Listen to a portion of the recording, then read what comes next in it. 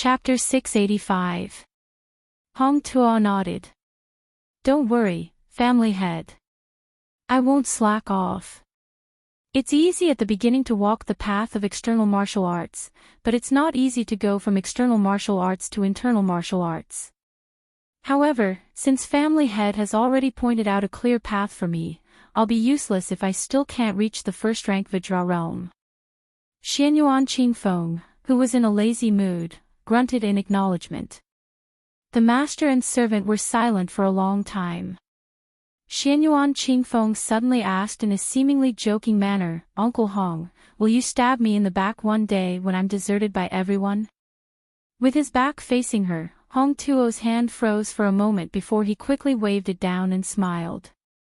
I won't. It's all thanks to your father, Xianyuan Jingqing, that I'm where I am today. I don't know how to talk about benevolence, righteousness, and morality, but I'm destined to help those close to me instead of reason.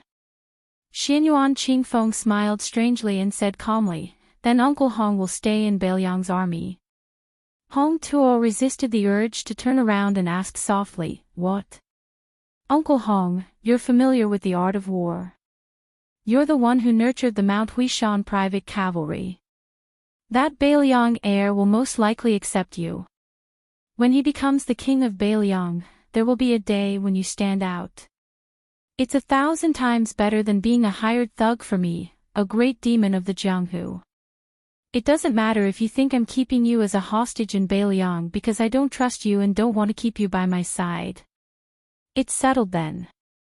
Hong Tuo said in a deep voice, even if I'm in Beiliang, I won't forget that I'm a servant of Mount Huishan.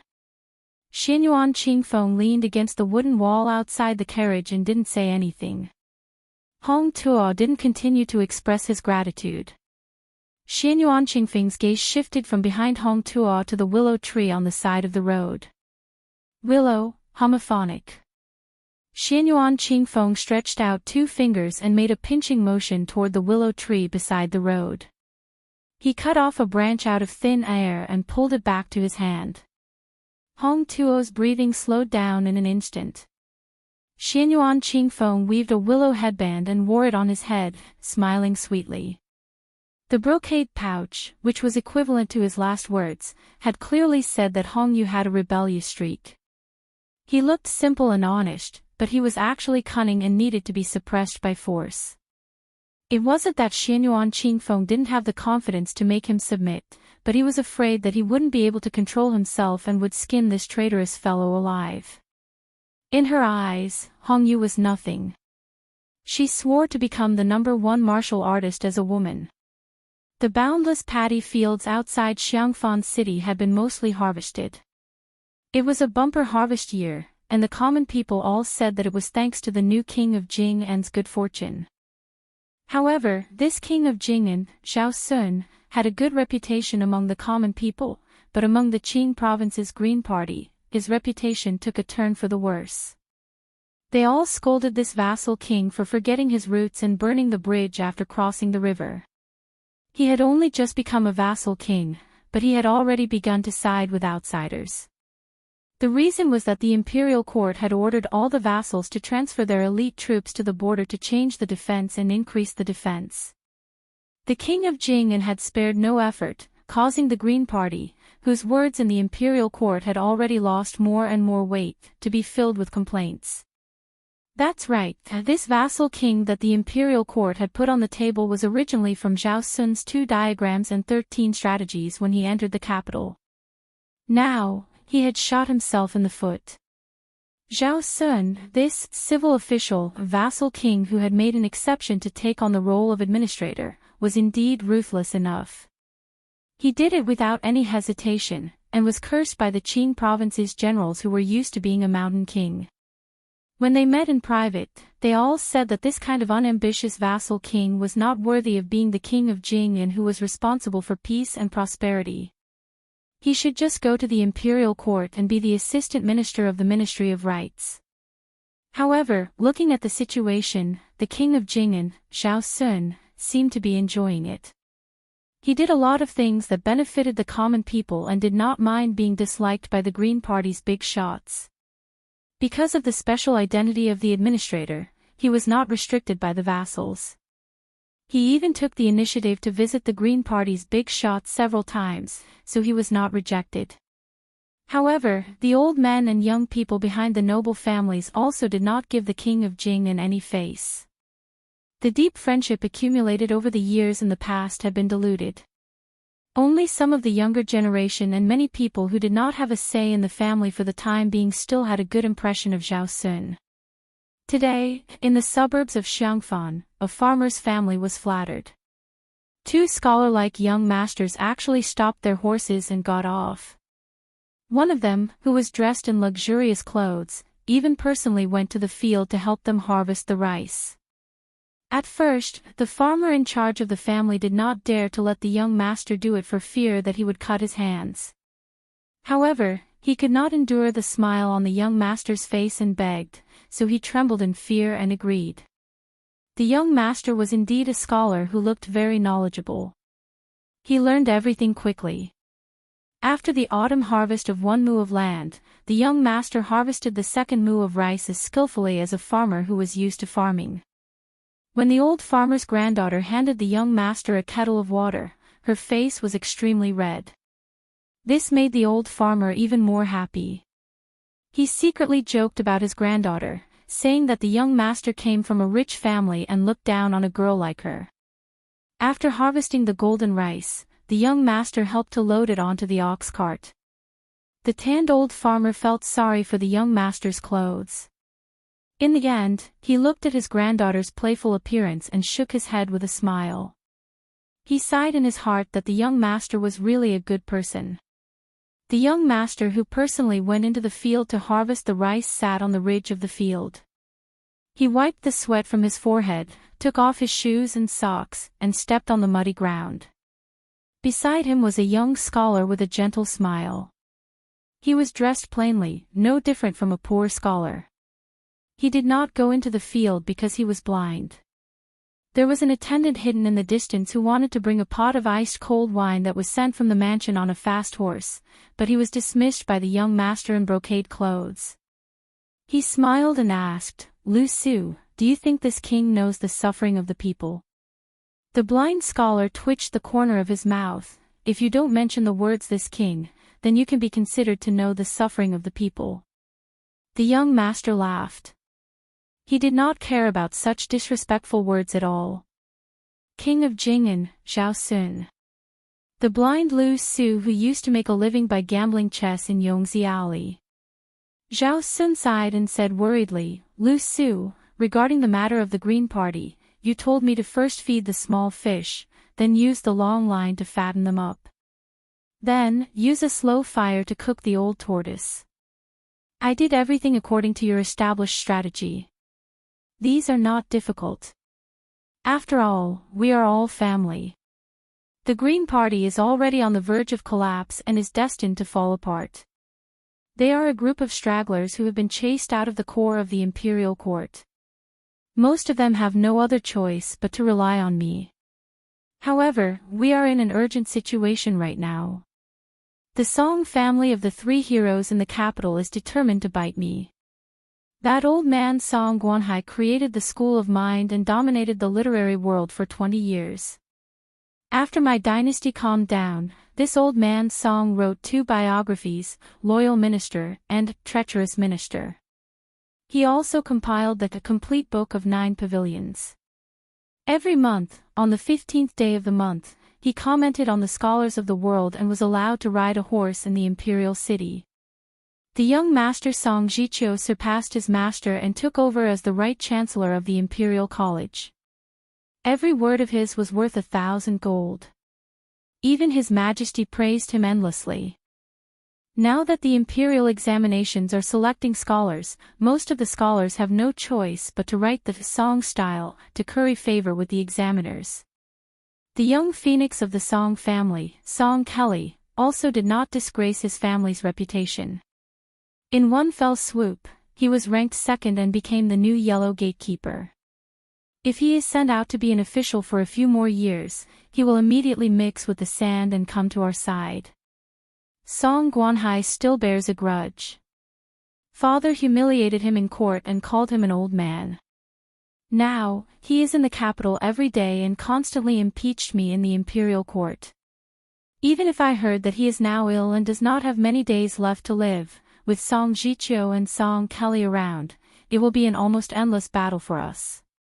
Perhaps it was because Lu Su was blind, but when he listened to others, he seemed to be particularly attentive.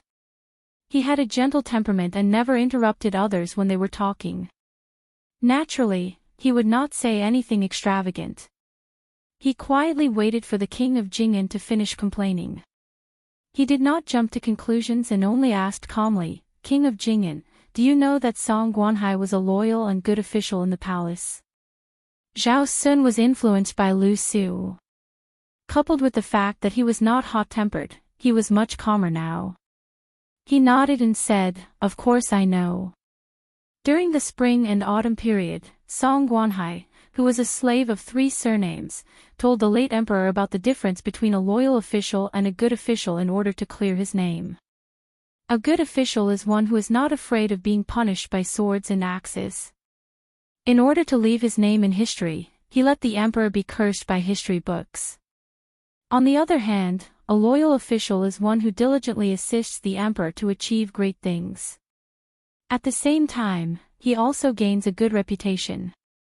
His descendants pass on the torch and his fortune is boundless. Song Guanhai, that old man, of course, regarded himself as a loyal official. In the past 20 years, he has ridiculed, remonstrated, and remonstrated countless times.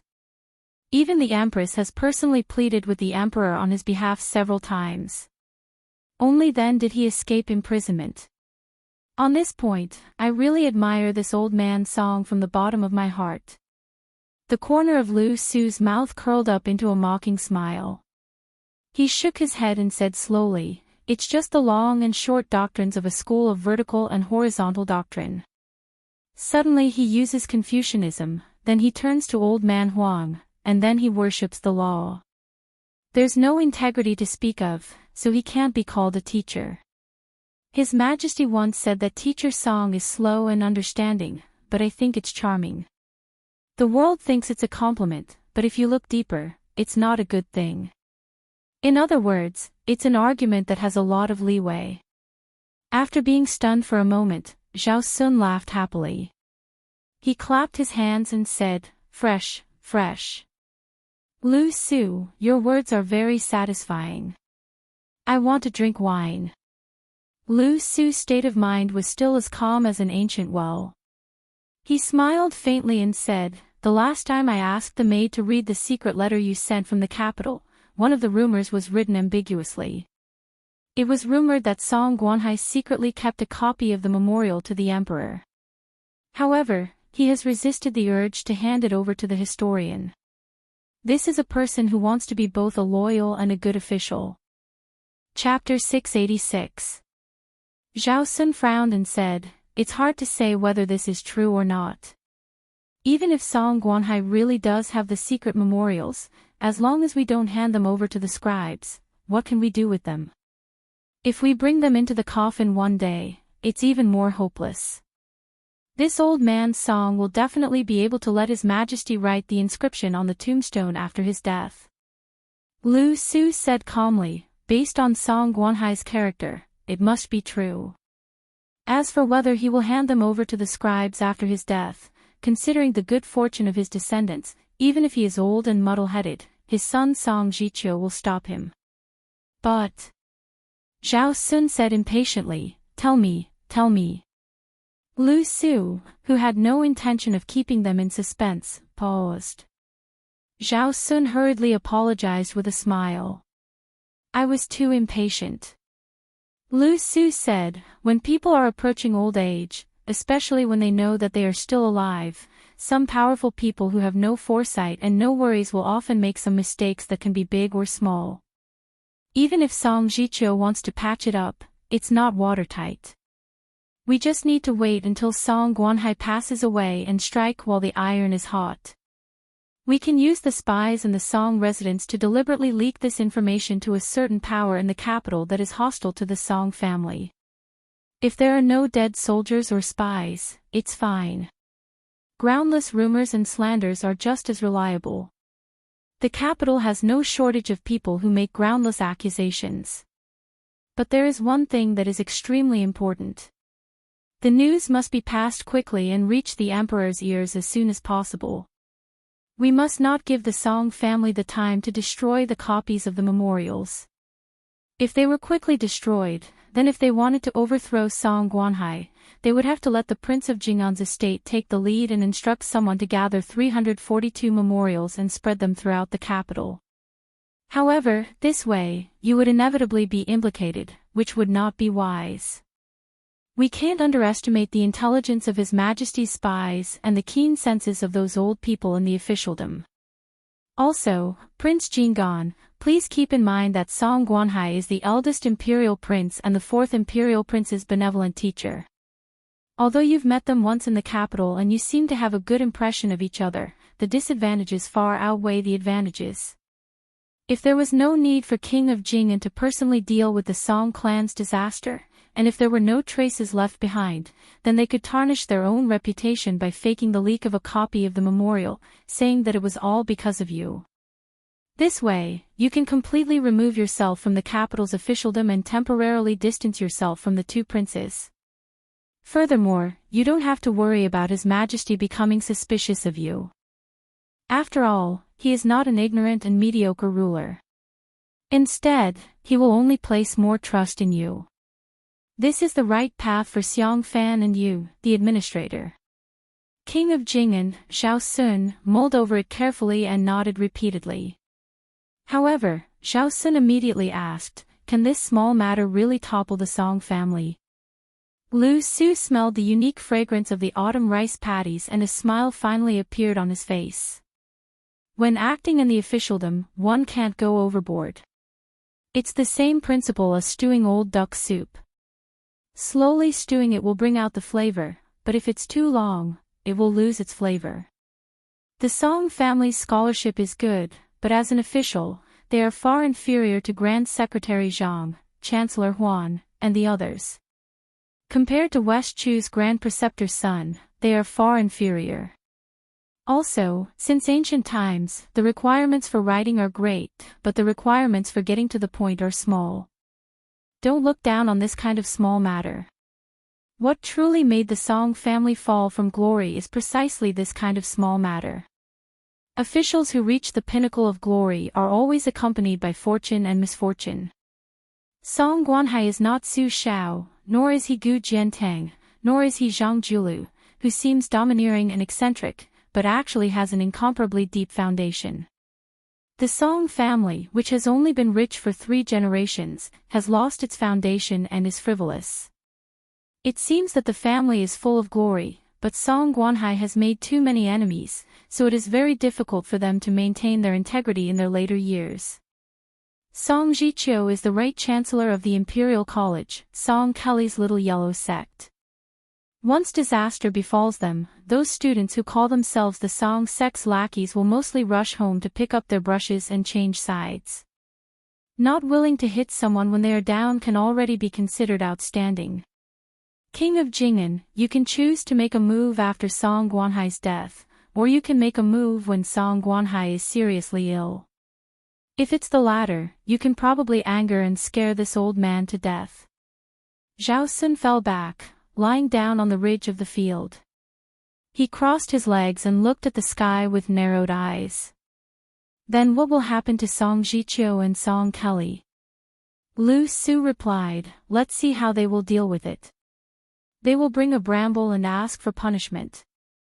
Even if they don't acknowledge their father and acknowledge the imperial court, there is still hope for them to make a comeback. If filial piety is the most important thing, or even a little bit of extravagant hope of being both loyal and filial, then they will die in poverty. Xiao Sun was speechless. Lu Su was also silent. He grabbed a handful of soil. Xiao Sun suddenly sat up and asked with a smile, where did you learn all these things? Lu Su said self-deprecatingly, I was blind and had nothing to do, so I could only blindly think about some things. Xiao Sun stretched lazily. do you think that old duck soup is really delicious? When we go back, I'll ask everyone in the residence to make 2 cups for you. Lu Su nodded and said, as long as you don't deduct my salary. Zhao Sun, who had taken note of the matter of making the soup, patted his butt and stood up. Lu Su gently put down the handful of soil in his hand and stood up as well. He said softly, that woman's background is unknown. I hope that King of Jing'an won't get too involved with her. It's fine as long as you don't fall in love with her. Zhao Sun said sternly, how dare you? Lu Su smiled but did not say anything. They were in a deadlock. Zhao Sun's expression suddenly changed. He grabbed Lu Su's arm and said sincerely, I've been waiting for you to say this. I know that in Xiang Fan, only you are sincere to me. How can Zhao Sun not know? Lu Su, I hope that in the future, when I take the wrong path, please be frank with me. I'm just a blind man who can't take the imperial examinations and can't be an official. As long as King of Jing'an is willing to tell me, I will tell you everything I know. Chapter 687. Hey, do you want to hear about the matters in bed? I, Zhao Sun, can even tell you about this. Don't listen to indecent things. Don't. Lu Su, you taught me everything. Today, I must turn the tables and tell you about the matters between men and women. Don't listen to indecent things. Other than when the old king of Jing'an and Zhao Heng were still alive, Lu Su had been transferred to various government offices to serve as minor officials. After Zhao Sun's succession was passed down, he had been living in the palace. Unexpectedly, he did not hold any official position and was only considered an advisor. However, in the palace, no one dared to neglect the most popular person in front of the vassal king. Even the head butler, who had been in charge of the palace for 2 generations, was also concerned about the blind Lu Su's well-being when he met him, fearing that he would make the slightest mistake. And Lu Su was indeed easy to talk to. Occasionally, when he was free, he would be able to get along well with the servants in the mansion. He would tell stories about the fox Immortal's strange stories, help people to read their fortunes, read their palms, and write couplets. He would also grant anyone's request. He was truly an individual immortal who had no desires. No matter how petty and difficult it was to deal with someone, they would not be able to hate him. Who would be so free to make things difficult for a kind person who would not snatch anything from you but could help you at any time? Lu Su's residence was quiet and elegant. Although it was a standalone residence, the place was not very impressive. In the courtyard, other than a few maids who were in charge of cleaning and chores, there was only a personal maid called Xinghua who served this young blind man who stood aloof from worldly affairs. In the dead of night, Lu Su sat in the study and took care of Xinghua. He specially lit 2 oil lamps. As for whether or not the high-grade turpentine oil was as precious as gold, Lu Su did not care about this kind of thing. Lu Su was currently doing something he had been doing before he became blind. He mocked himself for being a dog's tail. That was to collect the 23 historical records, as well as the chronicles of the various prefectures and counties under the heavens, as well as the compilations and memorials of various generations of famous officials of various dynasties. Regardless of whether it was the national classics or the imperial decrees, or the official records of the people's secrets, he would record whatever he could get his hands on.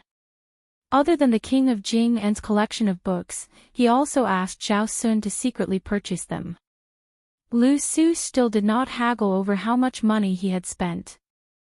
Lu Su had the maidservant Xinghua read the text every day, and also helped to draw the outline of the geographical map. He would personally write in tiny regular script and make detailed annotations on the first draft of the book. So far, he had already completed more than 10 volumes of the book, which was placed in a bamboo basket in the corner of the study room. For the time being, the title of the book was The Spring and Autumn Prescriptions for the Cure of Diseases in the Prefectures. He intentionally demoted himself as a mediocre doctor who only knew how to treat headaches, taking the pulse and treating the diseases of the prefectures in the world. As for whether or not he could prescribe the right medicine, it would be up to the person who would read the book in the future to decide. It was not accurate to call it a military classic. It was wrong to call it a simple geographical map. Zhao Sun once came to the study room and casually flipped through the book. He had no interest in reading it. Lu Su, who only thought of writing this book as a leisure task, did not force him. Lu Su put down the brush and rested. He rotated his wrist. Xinghua asked if he wanted a shoulder rub or a back rub. Lu Su, who was still not used to being eagerly served, shook his head. Xinghua was an elite warrior of sacrifice in the Jing and palace. She was passed down from Zhao Heng to Zhao Sun. She was proficient in zither, chess, calligraphy, and painting. She must be even more proficient in protecting people and killing people. She could calmly face death in order to protect Lu Su. She could also kill Lu Su without batting an eyelid because of Zhao Sun's words. Lu Xuan was blind, but he was well aware of it. Moreover, he would not bear any grudges against her or the king of Jing, and because of this. As the saying goes, don't suspect people if you use them. If you doubt them, don't use them. It was also said that one must always be on guard against people. Anyway, all the principles in the world had been explained. But if there were too many principles, it was as good as not saying anything. Lu Su had been studying how to carefully weigh people's hearts. In the end, he came to the conclusion that women and children all knew how to weigh the pros and cons. After thinking about it, he could only come up with a method that Lu Xuan thought was stupid. It was to use the number of chess pieces to calculate the thickness of people's hearts. Lu Su listened to the subtle sound of the burning lantern and smiled. Xinghua, there are countless sounds in the world. Which one do you like the most? Xinghua looked ordinary, but her voice was crisp and pleasant.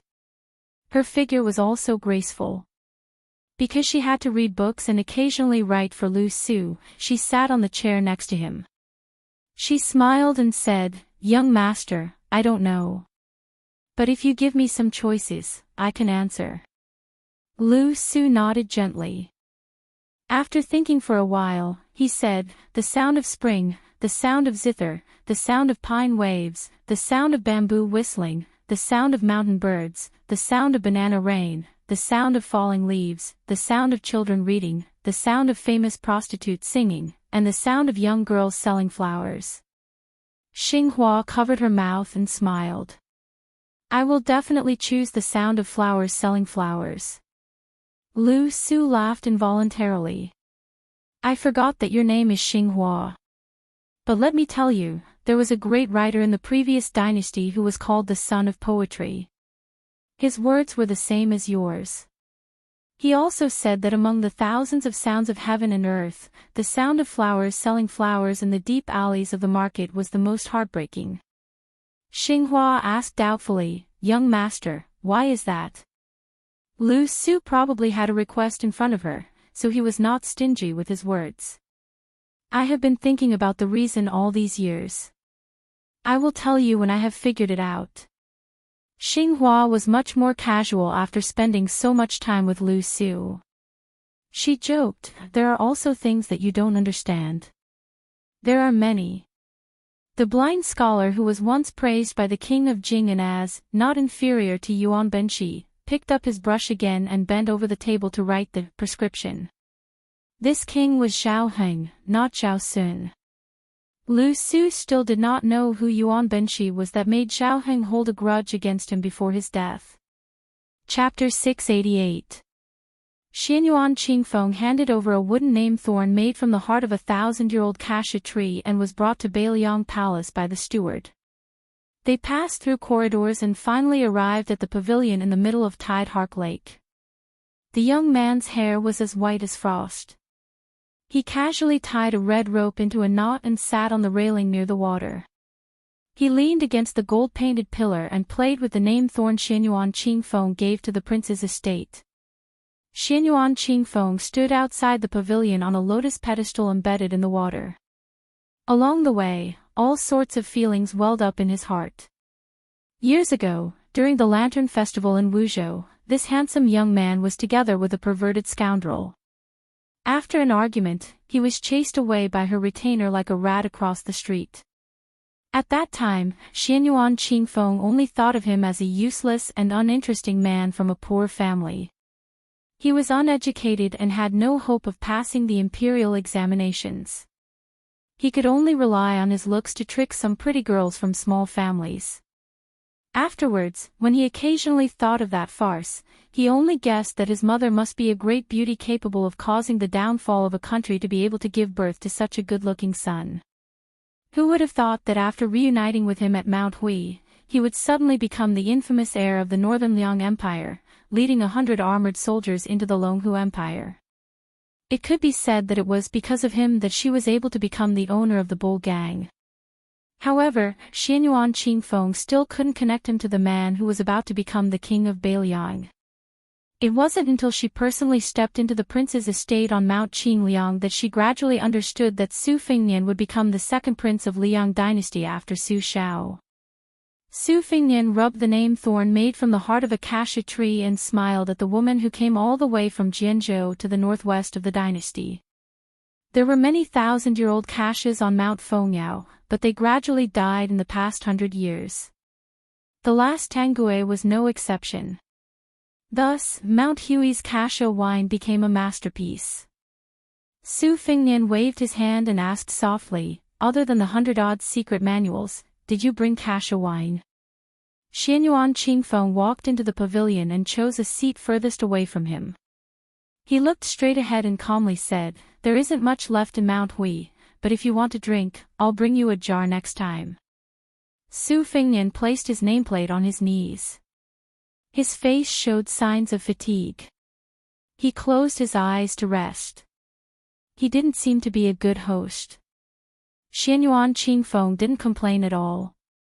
In her opinion, as long as he was Butcher's eldest son, he had the right to be arrogant. She asked calmly, "I've always heard that Beiliang Palace's security is loose on the outside but tight on the inside. They're treating the Jianghu assassin as a fat fish to be hooked. Why is your highness willing to let me enter the pavilion? Aren't you afraid that I'm also an assassin?" Su Fengnian snapped his fingers. He leapt out of the lake in a red robe and over the roof of the pavilion before plunging back into the lake. It was a beautiful scene, like a red carp jumping over a dragon's gate. Apart from the otherworldly item in the red robe that had a habit of staying in the lake, a servant girl slowly walked over with a tray filled with bait for viewing. Su Fengnian waved his hand, indicating that he should pass it to Xianyuan Qingfeng. Su Fengnian opened his eyes and sat back on the satin bench. "I've heard about the commotion at Mount Hui. But even if your cultivation has advanced by leaps and bounds, it won't be easy for you to kill me if I let you sit side by side with me." Xianyuan Qingfeng sneered. Beiliang Palace really doesn't lack experts. Su Fengnian glanced at the otherworldly item that was playing leisurely in the tide-listening lake and said with a smile, "This celestial state expert was exchanged with my life and fortune. You get what you pay for." Xianyuan Qingfeng, don't be so sarcastic. Xianyuan Qingfeng didn't throw the bait into the lake. "I wouldn't dare," he said expressionlessly. Su Fengnian didn't care about this matter and asked, "You want me to support you to become the leader of the southern Jianghu with only 100 or so manuals? Don't you think you're being a bit greedy? You're not my wife either. Why would I do such a bad deal?" Xianyuan Qingfeng grabbed a handful of bait from the green-glazed peony tray. He wasn't in a hurry to throw it into the lake to enjoy the scene of tens of thousands of carps rolling in the water. "I can help you in your hour of need," he said slowly. Su Fengnian stretched out his hand. Xianyuan Qingfeng said, "There's no lack of people in Mount Hui who are eager for success and have real talent. Hong Yu is one of them. These boorish men of Jianghu don't lack skill or ambition. What they lack is a path. As long as Beiliang is willing to accept them and lure them with enough bait, they'll be willing to take the bait. But there's one thing I have to tell you, Xianyuan Qingfeng. They'll enter Beiliang to seek positions and wealth, but they won't be willing to put their lives on the line. If you want them to fight on the border after entering the Beiliang army, they'll definitely refuse. But if you want them to become a 6th or 7th rank military officer in Beiliang, as long as it's an official's hat, they'll be willing to do 80 to 90% of their work for you. Su Fengnian sneered, Xianyuan Qingfeng, is your official's hat a cabbage from a roadside stall? Xianyuan Qingfeng threw a handful of bait into the lake and said calmly, everyone knows that Qin Jibao entered Shu and was conferred the title of king. Most of this war saint's trusted subordinates have also resigned and gone to Shu. There's also a large number of 6th or 7th rank military officers who are itching to make a move. When the time comes, why don't you give these newly vacated seats to anyone? It's better to do them a favor at no cost. The people I'll give you are all young, but they've been famous for a long time. Give them 1 or 2 years and they'll be able to convince the masses. Although I, Xianyuan Qingfeng, have never been an official, I do know a little about the art of managing people. A new emperor brings in new courtiers. If you want to be the king of Beiliang, you'll need some of your own people, even if they're a little mixed up. Su Fengnian smiled. With your little skill, you only know a little about the art of managing people. It can't be called the art of managing people. It's the same as riding a sword. Chapter 689. Xianyuan Qingfeng didn't retort, but poured the entire tray of bait into the lake with a cold expression. The koi fish splashed into the water, creating a clamor. Su Fengnian waited for the lake to calm down before saying helplessly, when will you change this bad temper of yours? When Hua and I first met you, although we couldn't control our mouths and flirted with you and were in the wrong first, how many noble ladies would be so calculative as you? Now that you've become the head of the Huishan clan and want to unify the Jianghu, with your terrible temperament, even if you become a top-notch expert in martial arts, you're destined to be alone. Of all the people I could nurture, why did I have to nurture you? You're destined to draw water with a bamboo basket, wasting not only money but also energy. It's true that we wouldn't have known each other if we hadn't fought, but when we sit down to do business, we have to pay attention to the rules of doing business. Xianyuan Qingfeng stared at Su Fengnian, his eyes cold. Su Fengnian, it's not your turn to lecture me. Su Fengnian, who hadn't rested much since arriving at the prince's estate, leaned against the pillar again and said softly, I treat you as half a friend, that's why I'm nagging you with these unflattering words. It's up to you whether you want to listen or not. Xianyuan Qingfeng sneered. Can't you be frank with me? Su Fengnian gently clapped his hands and smiled. All right then. Since you have a favor to ask of me this time, I'll be frank with you. I have a friend who's fighting Han Diaoxi in the western regions. It's been a while now, and the prince's estate has sent a few loyalists over to help, but they haven't been very effective. Now that your cultivation has skyrocketed, why don't you go and warm up? Just treat it as a dangerous martial arts practice. Oh right, Xianyuan Qingfeng, do you have a man you like? If not, that's good. That friend of mine is the #1 beauty in the world, Nangong Push. The #2 beauty, Qin Yu, is rated as not inferior to Nangong. That's Nangong. I'm used to calling him White Fox Face, but remember not to call him that. You'll get beaten up. Assassinating the world's premier eunuch, Han Diaoxi, can also be considered as a proof of your allegiance to the Beiliang. Only when there is no way out can I rest assured and trust you, the head of the Huishan clan, who is thousands of miles away. Xianyuan Qingfeng sneered. This is your imperial person technique. It really can't be said to be perfect. Su Fengnian shook his head and said, I'm the same as you. I only know how to control people. We're both newborn calves in the officialdom. Xianyuan Qingfeng glanced at the crown prince's snow-white hair and asked with a smile, Su Fengnian, what happened? Su Fengnian stroked his hair and said calmly, to put it nicely, I'm at the pseudo-finger profound realm. To put it bluntly, I'm sure you can tell that even if I'm fully recovered, my cultivation base won't even be at the second rank. However, in the blink of an eye, I was able to use pseudo-heavenly phenomenon to control swords. Therefore, you don't have to pity me. If you want to pity me, you should at least wait until you've truly entered the perfected finger profound realm. This woman's temper was truly terrible. She couldn't even be bothered to hide her schadenfreude and laughed loudly. Pseudo-finger profound realm and pseudo-heavenly phenomenon. It only sounds frightening. Su Fengnian, then won't you be at the Vajra realm for the rest of your life? I really want to take pity on you. Su Fengnian looked at this smiling face and laughed as well. Like I said, you look better when you're smiling. Xianyuan Qingfeng didn't deliberately hold back his smile and laughed wantonly. I'm really happy to see you in such a miserable state.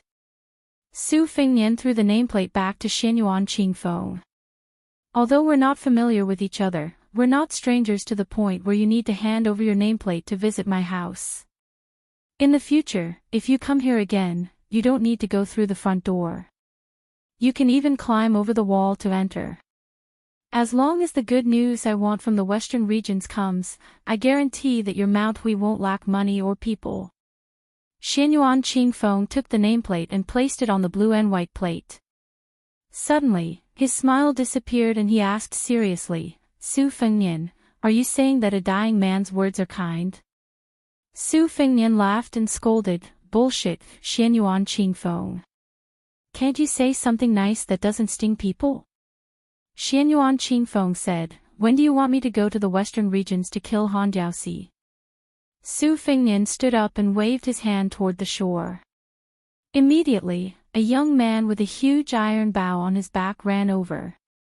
Su Fengnian pointed at the young kamikaze, Wu, who he had brought back from Beimang to the prince's mansion. He smiled at Xianyuan Qingfeng. This child's nickname is Yi. He'll take you out of Beiliang. There will be people from the western regions to meet you. The robust young man said softly, young master, next time when you introduce me, can you not say, Yi? My name is Wu.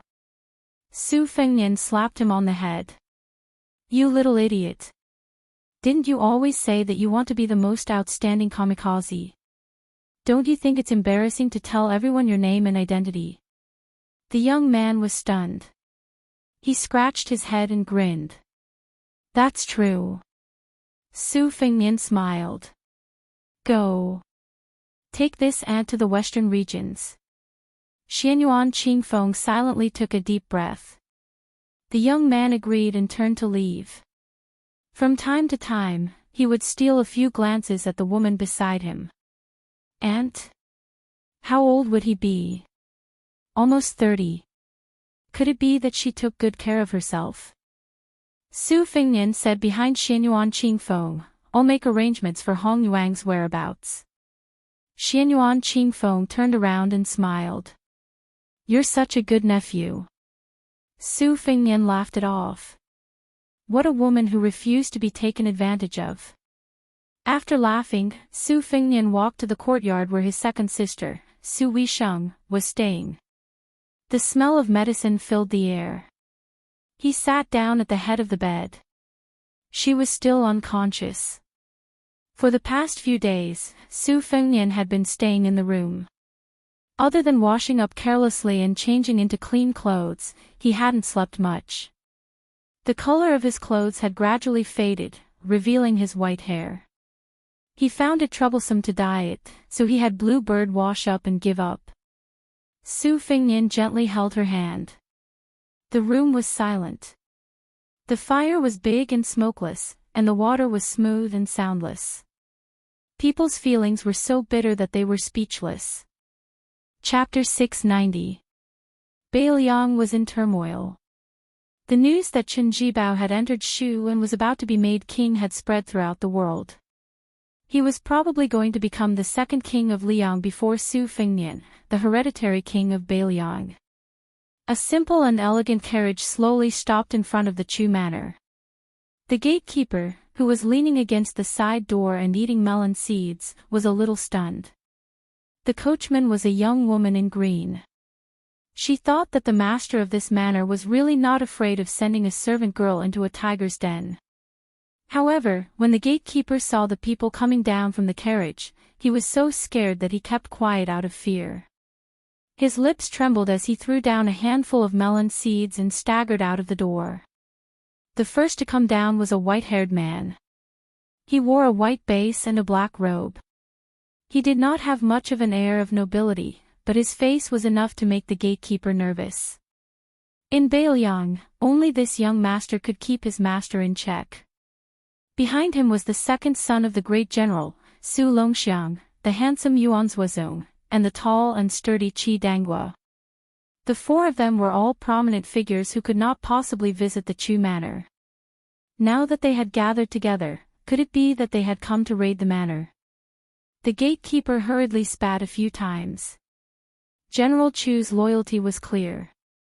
No matter who they raided, they would not be able to get here.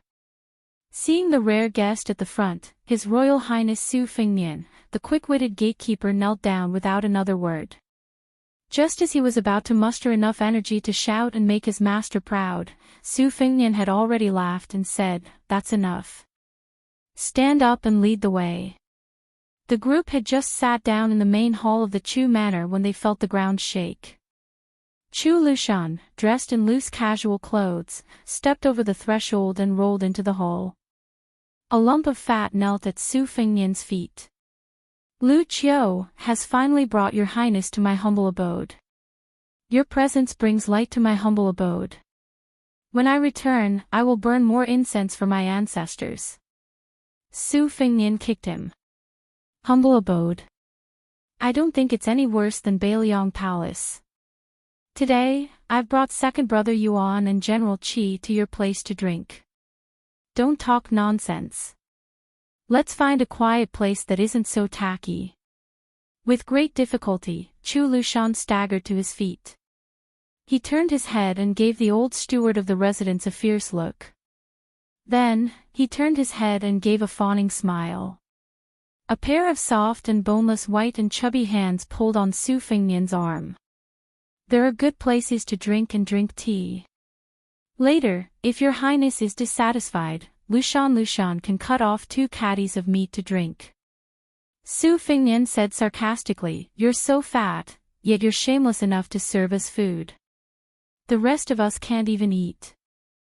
Chu Lushan said embarrassedly, "It's Lushan's fault for not being able to grow a body that's fat and thin enough to go well with the wine." They arrived at a bamboo house.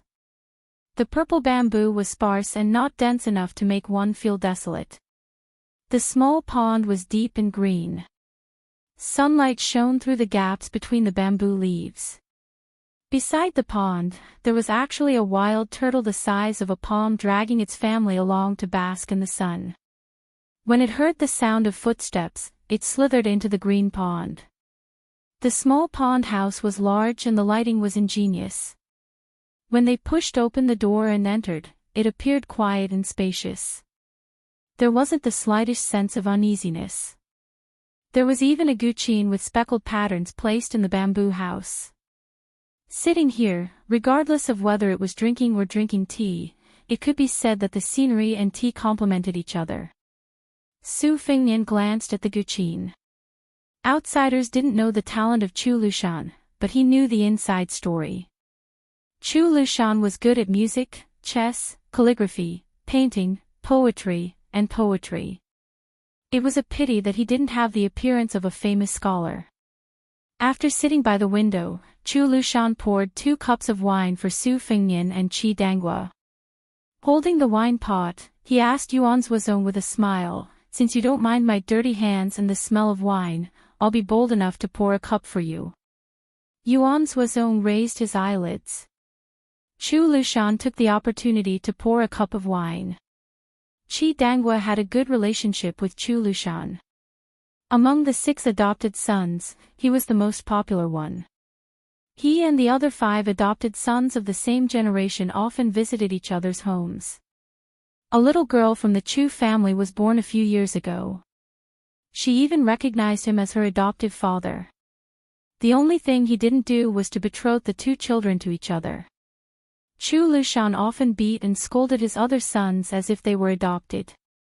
Only this little girl was doted on. He despised Qi Donggua's youngest son for having a coarse appearance. This made Qi Dongua ask Chu Lushan why his son was ugly every time they met in the past 2 years. Su Fengnian took a sip of wine and looked around. Among the three, White Bear Yuan Zuozong had the highest military rank. He was a second-grade Jinan general, which was a real high position and power. In the Beiliang army, he was only half a grade lower than Qin Jibao, the governor of Beiliang. Yuan Zuozong was currently the deputy general of the Great Snow Dragon Cavalry. Chu Lushan was a primary third-rank 1,000 Bull Dragon Marshal General, but he did not have any actual military power. Qi Dongua was even worse, he was just a Zhichong chaplain with a very small official hat. However, in every large-scale battle, he was responsible for carrying the flag. Because Beiliang was under the control of the military and the government, and because Su Xiao was once a first-grade pillar state and a first-grade agile cavalry general, and because the emperor was far away, the civil officials had the same rank as the Liang dynasty. Most of the generals could be 1 grade or half a grade higher. The imperial court also pretended not to see this. Even Grand Secretary Zhang Julu had said that Beiliang should be like this. Today, Beiliang didn't have a special civil official system. Just the generals who were 7th grade and above, not to mention the officials who had withdrawn from the border, still numbered as many as 80 people. Most of these people who supported Beiliang's 300,000-strong cavalry hadn't seen Su Fengnian with their own eyes. Su Fengnian finished a cup of wine. While Chu Lushan was pouring wine, he asked, "Lu Qiuer, who do you think will be the governor of Beiliang?"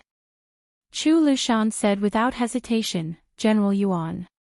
If it weren't for Zhong Hongwu, the cavalry commander, and Yan Wenluan, the infantry commander, they would have the qualifications and ability. But to be honest, General Zhong has a big prejudice against His Highness, and he has a complicated relationship with Qin Jibao. It's not suitable for him to be the second-grade governor. As for Yan Wenluan, he seems to be impartial and has a gap with Qin Jibao. But the old general has a gloomy temper and is more difficult to deal with than Zhong Hongwu. I've been watching him for more than 10 years, but I haven't heard him say anything bad about His Highness. On the contrary, it's not reassuring. In the end, General Yuan should be the governor of the 2 provinces. It's reasonable in all aspects. Why are you staring at me? I said this in front of His Highness and you, Yuan Zuozong. It's the same in front of my adoptive father. Believe it or not. You don't appreciate my good words. You're hard to please. Yuan Zuozong smiled and lowered his head to drink. Huang Manor had been squatting beside the zither in a daze. Su Fengnian said calmly, "Lu Qiuer, give me a list of names. I'll promote 1 or 2 ranks as appropriate. If it's really necessary, it's okay to skip 3 ranks." Chu Lushan took out a stack of paper from his sleeve and handed it to Su Fengnian with a smile. Yuan Zuozong frowned and coldly stared at Chu Lushan, who could predict the future. Su Fengnian smiled and spread out 3 pieces of paper on the table. There were more than 60 people on the paper. In addition to the names, there were concise military resumes. The advantages and disadvantages were clear at a glance. The writing was Chu Lushan's unique semi-cursive. It was dangerous but not strange. It was natural and unrestrained. Su Fengnian read it all and pushed it to Yuan Zuozong. After reading it carefully, Yuan Zuozong's eyebrows slightly relaxed. There were more than 10 people on the paper who could be classified as Chu Lushan's direct subordinates. But most of them were the frustrated middle and lower-level captains in the Beiliang army. What they had in common was that they were young and good at fighting.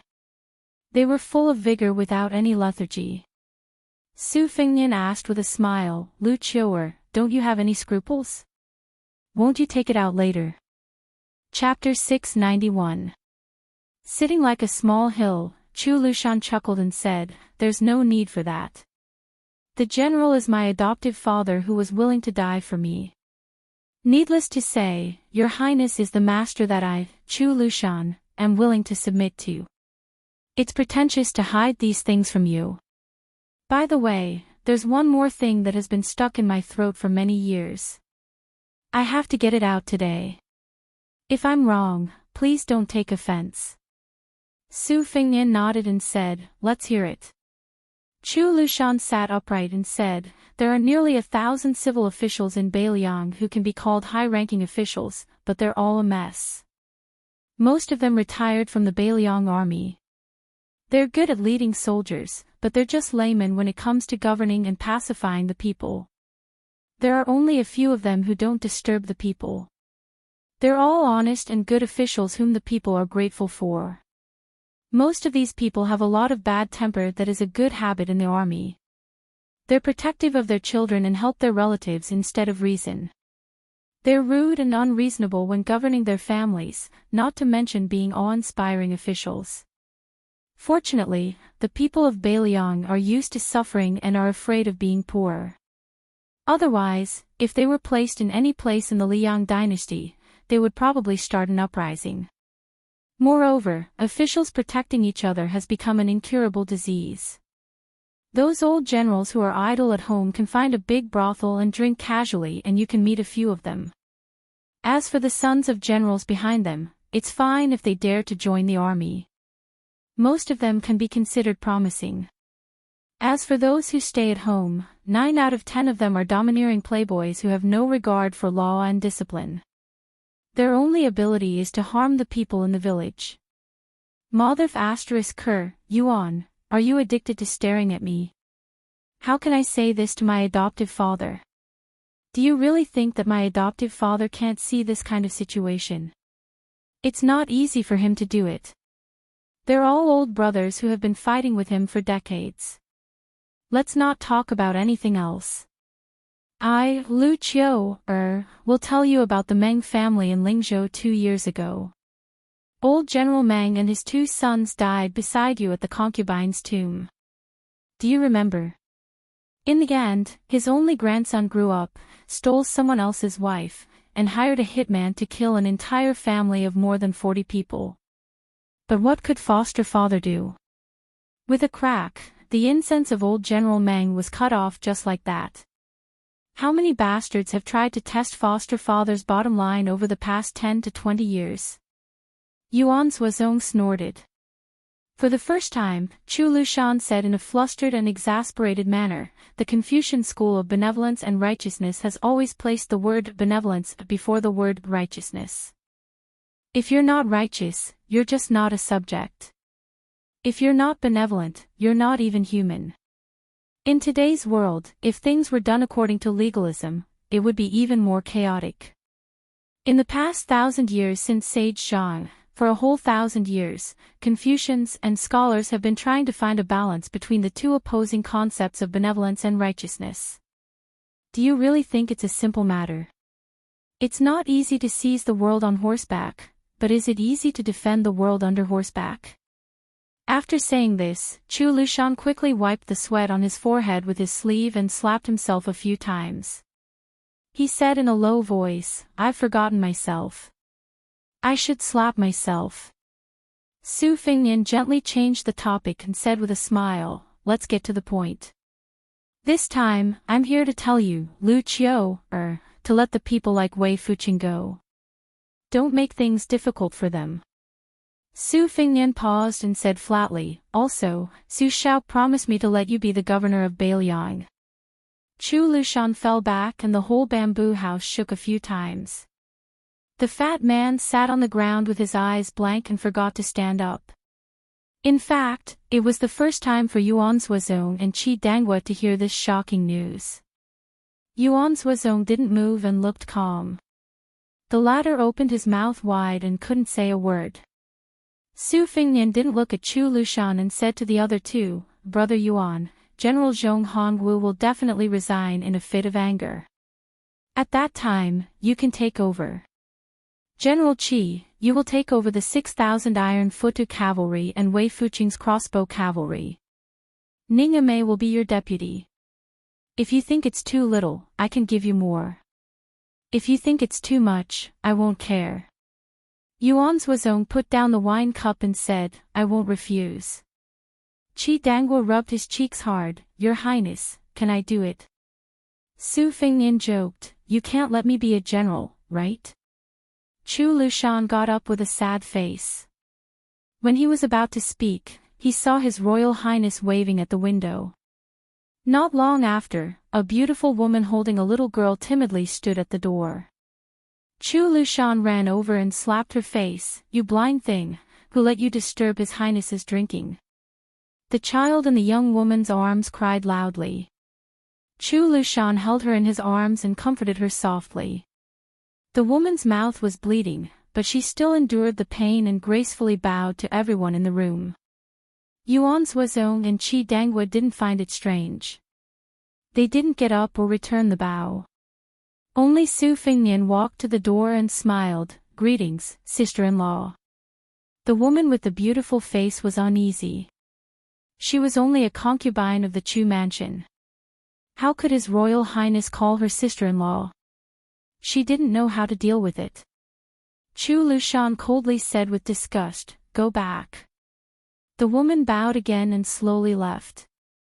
Su Fengnian didn't look at her and just stared at the little girl. He reached out to pinch her cheeks, but she dodged. He had to withdraw his hand helplessly. Lu Qiu, your daughter looks like her sister-in-law.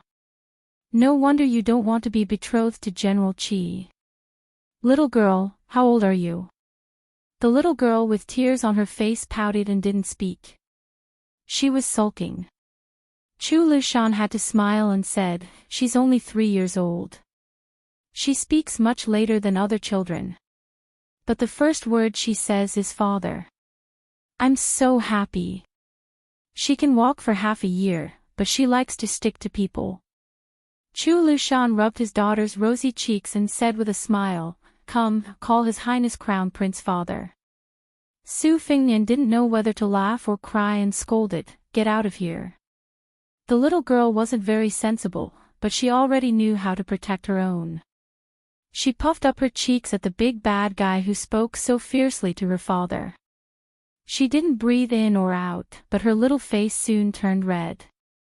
Chu Lushan laughed. This is her trump card. I don't know where she learned it from. I can't do anything about it every time. Su Fengnian was also amused. Let her rest for a while. Be careful that she doesn't pass out. Chu Lushan quickly kissed his daughter's forehead. Chongqing, be good. Father will give you beautiful clothes later. Don't be angry. The little girl raised her head and smiled brightly at her father. Then, she turned to look at Su Fengnian and began to puff up her cheeks to hold her breath. However, she couldn't stand being tickled by Chu Lushan and soon broke down. She could only hide in his arms and not look at Su Fengnian. Su Fengnian held his belly and laughed. Oh, are you blaming me for not giving you a greeting gift? Little Chongqing, do you know that I gave your father a second-rank Bailiang protector? Do you think this gift is not enough? Well, I'll say it here today. If I have a son in the future, I'll let you be my daughter-in-law. Chu Lushan said with ecstasy, Your Highness, Lu Qiu, is serious. Su Fengnian nodded, You are serious. But the premise is that your daughter doesn't change 18 times. Chu Lushan said excitedly, Don't worry, my Chongqing takes after her mother. She won't be ugly in the future. Chu Lushan turned his head and said, Yuan Zhuozong, Qi Dangguo, you two have to testify for me. If His Highness goes back on his words in the future, I'll have to rely on you two to speak for me. Yuan Zhuozong got up and said, It depends on my mood. Qi Dangguo laughed heroically. He only felt comfortable all over. The green and wine on the table was not enough to drink.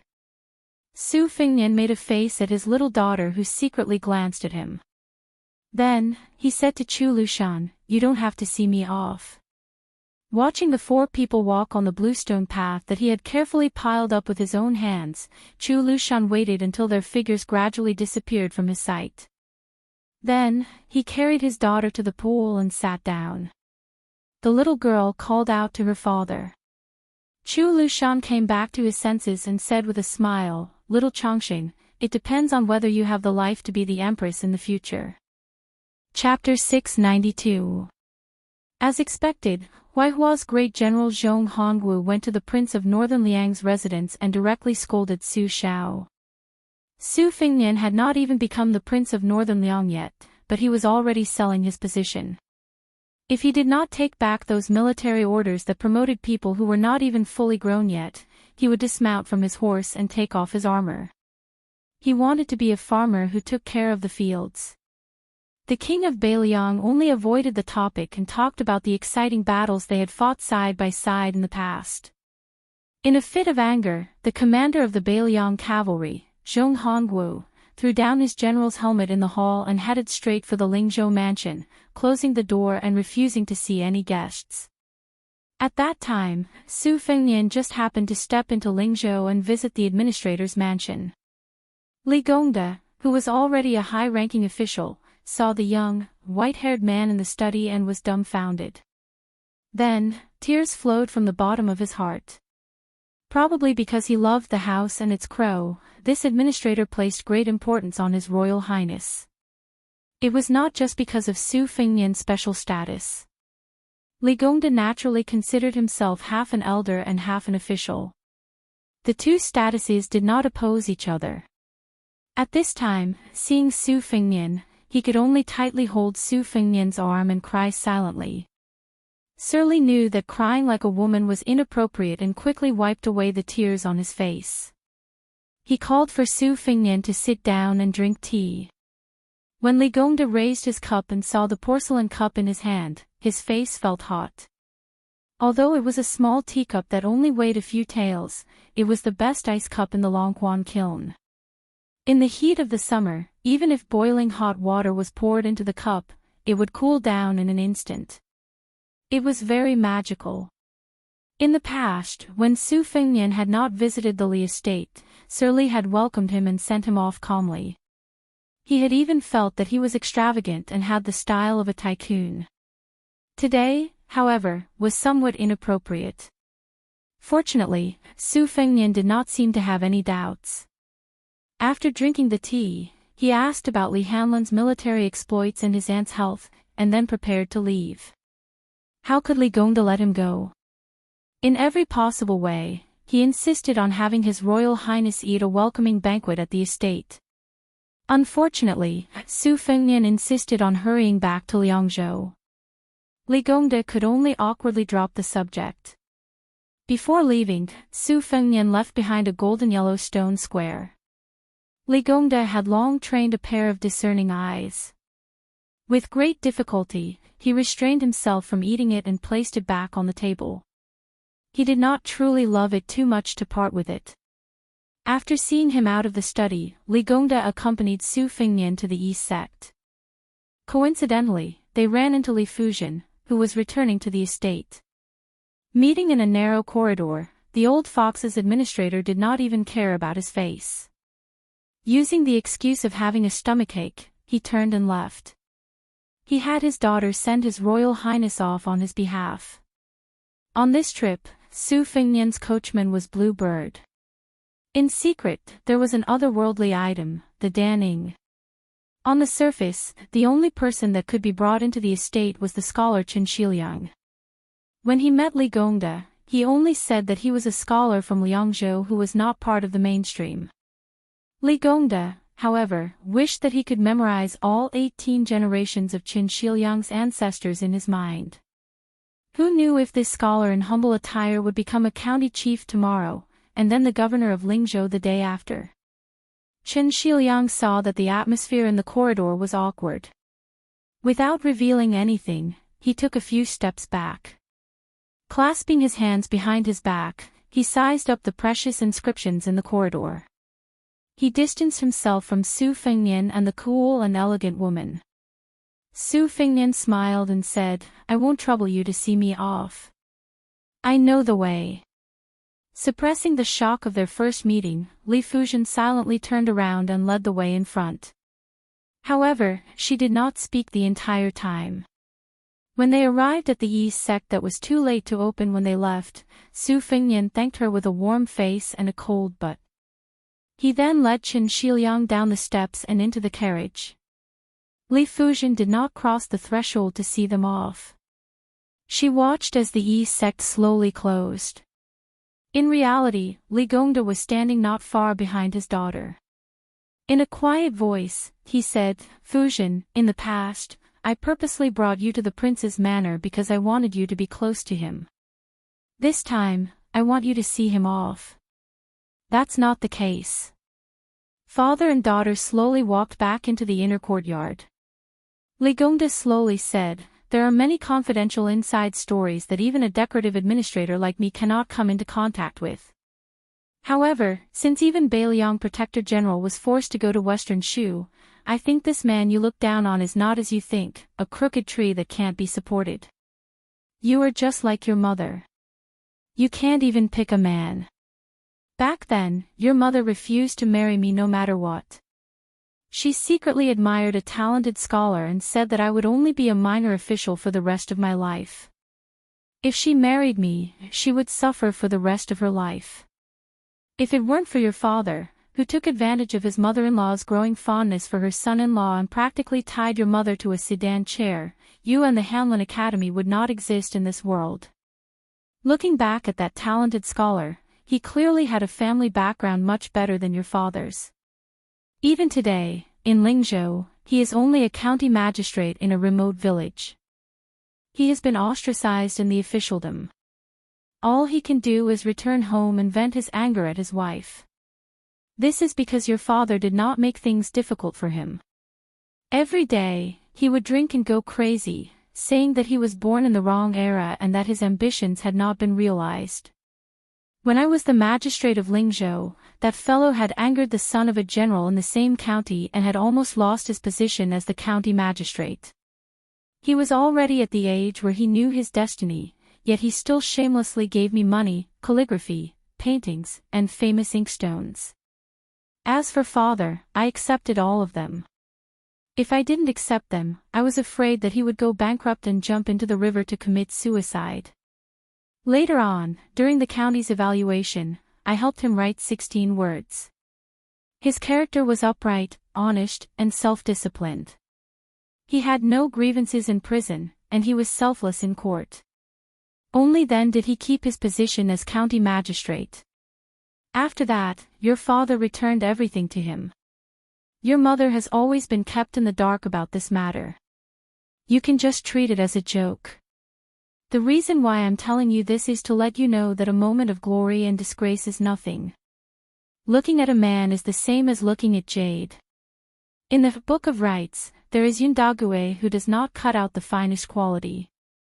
He is like a fine jade, without a single strand covering the flower. Some men are just like a green jade.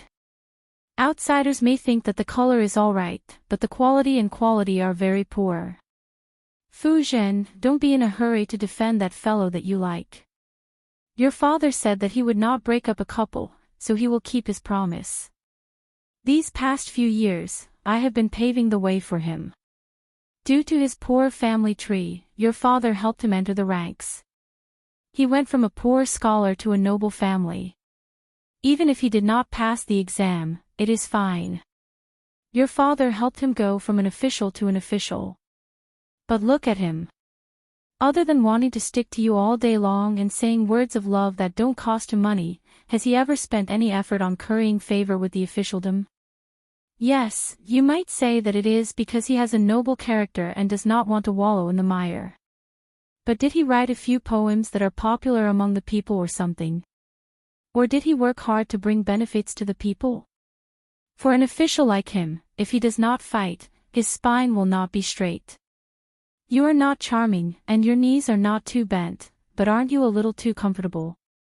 He clearly knows that your father will not starve him to death, so he took out his salary to buy you a few exquisite gifts. Does that mean that he cares about you? Fuzhen, your father is not a pedantic noble family descendant.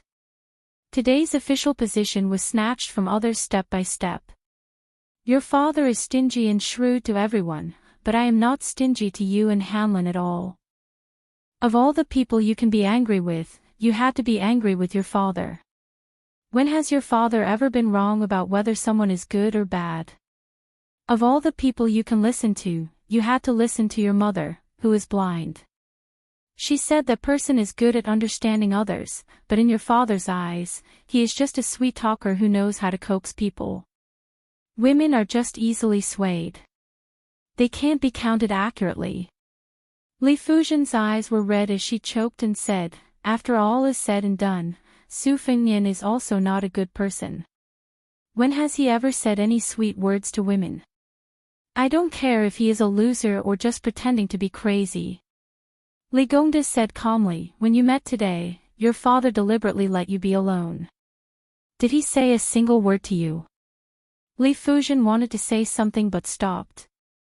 Li Gongda calmly asked, did he look at you?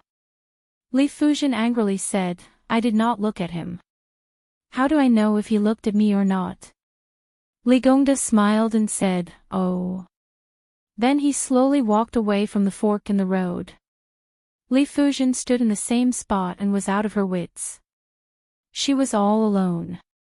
In the carriage far away from the governor's mansion, Chen Shiliang, who was born as a poor scholar, talked about politics as if he was making a joke. Beiliang province has 3 provinces, Liangyu province and Ling province.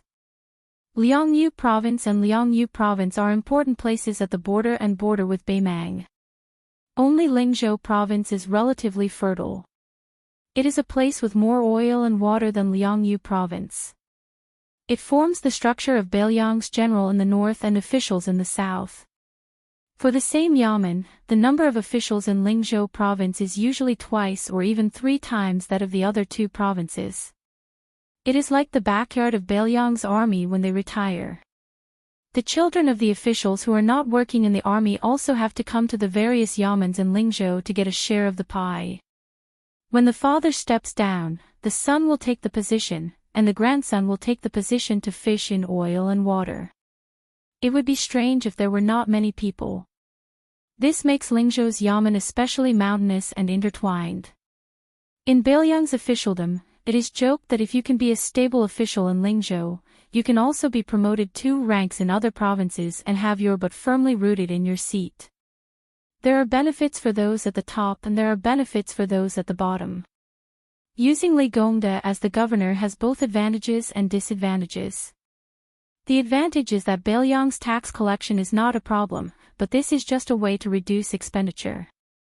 It is nothing more than taking 2 or 3 of the 10 copper coins that go into the Beiliang's private pockets and giving it to the Beiliang army. Furthermore, Li Gongda is not the kind of good official who can get more money. Beiliang's salt and iron are huge profits, and the government has always been unable to make a profit. Furthermore, there are many powerful families of generals who take the initiative to seal and seize the profits. Write a detailed report about the salt and iron official camp for me. Su Fengnian nodded. Chen Shiliang gladly accepted the order. Su Fengnian saw that he seemed to have something to say, so he laughed and said, if you have something to say, just say it. If you want to rebel, there is no harm. Chen Shiliang said softly, Li Gongda's official position is high enough, standard 2nd rank. He is greedy enough. Other than the prince's mansion, he is Beiliang's richest merchant. The most important thing is that he has a good relationship with your Su family. He is the most suitable person to kill the chicken to warn the monkey. He can guarantee peace in Beiliang's officialdom for 10 years. Chapter 693. Su Fengnian shook his head and said, 10 years. Impossible, it's hard to say even 5 years.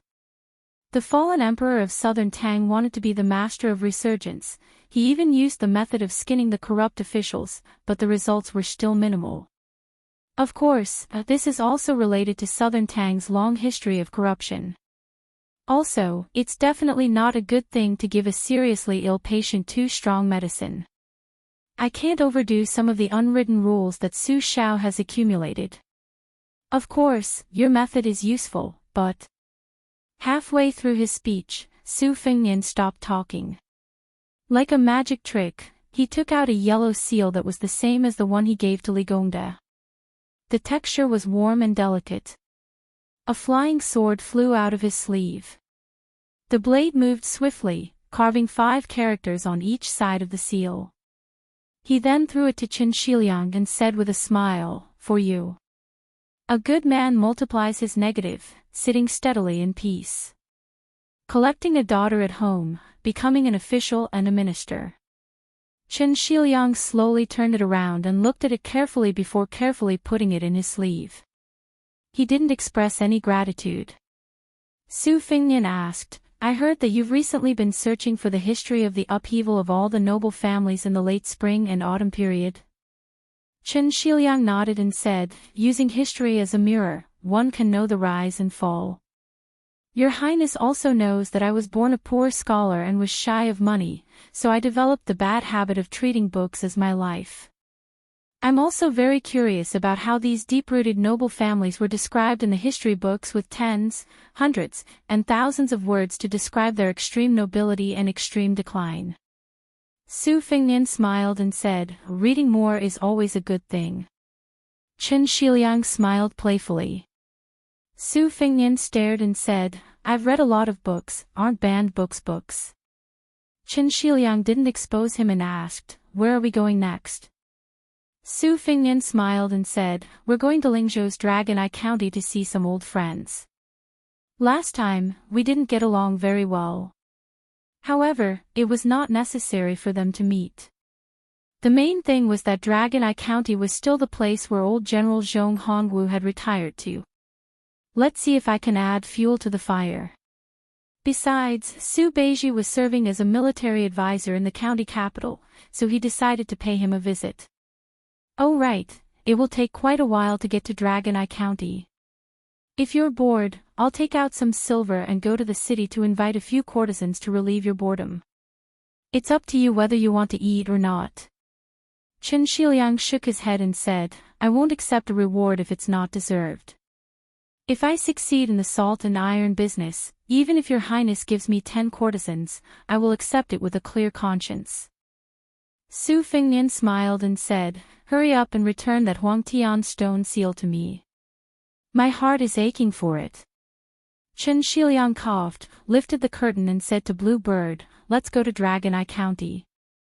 Dragon Eye County was famous for producing ink stones that were like the eyes of a dragon. The quality of the stone was gentle like jade, tender but not smooth. If one knocked on it, there would be the sound of metal and stone. If one caressed it, it would be like the skin of an infant. It was regarded as an immortal product by the famous calligraphers of the past generations. It was said that old General Zhong's only son had a collection of 108 ink stones. The ink stone had 108 eyes like the eyes of a dragon. The most legendary thing was that this ancient ink stone had been passed around in the 6 dynasties and several countries by 8 famous dragon painters.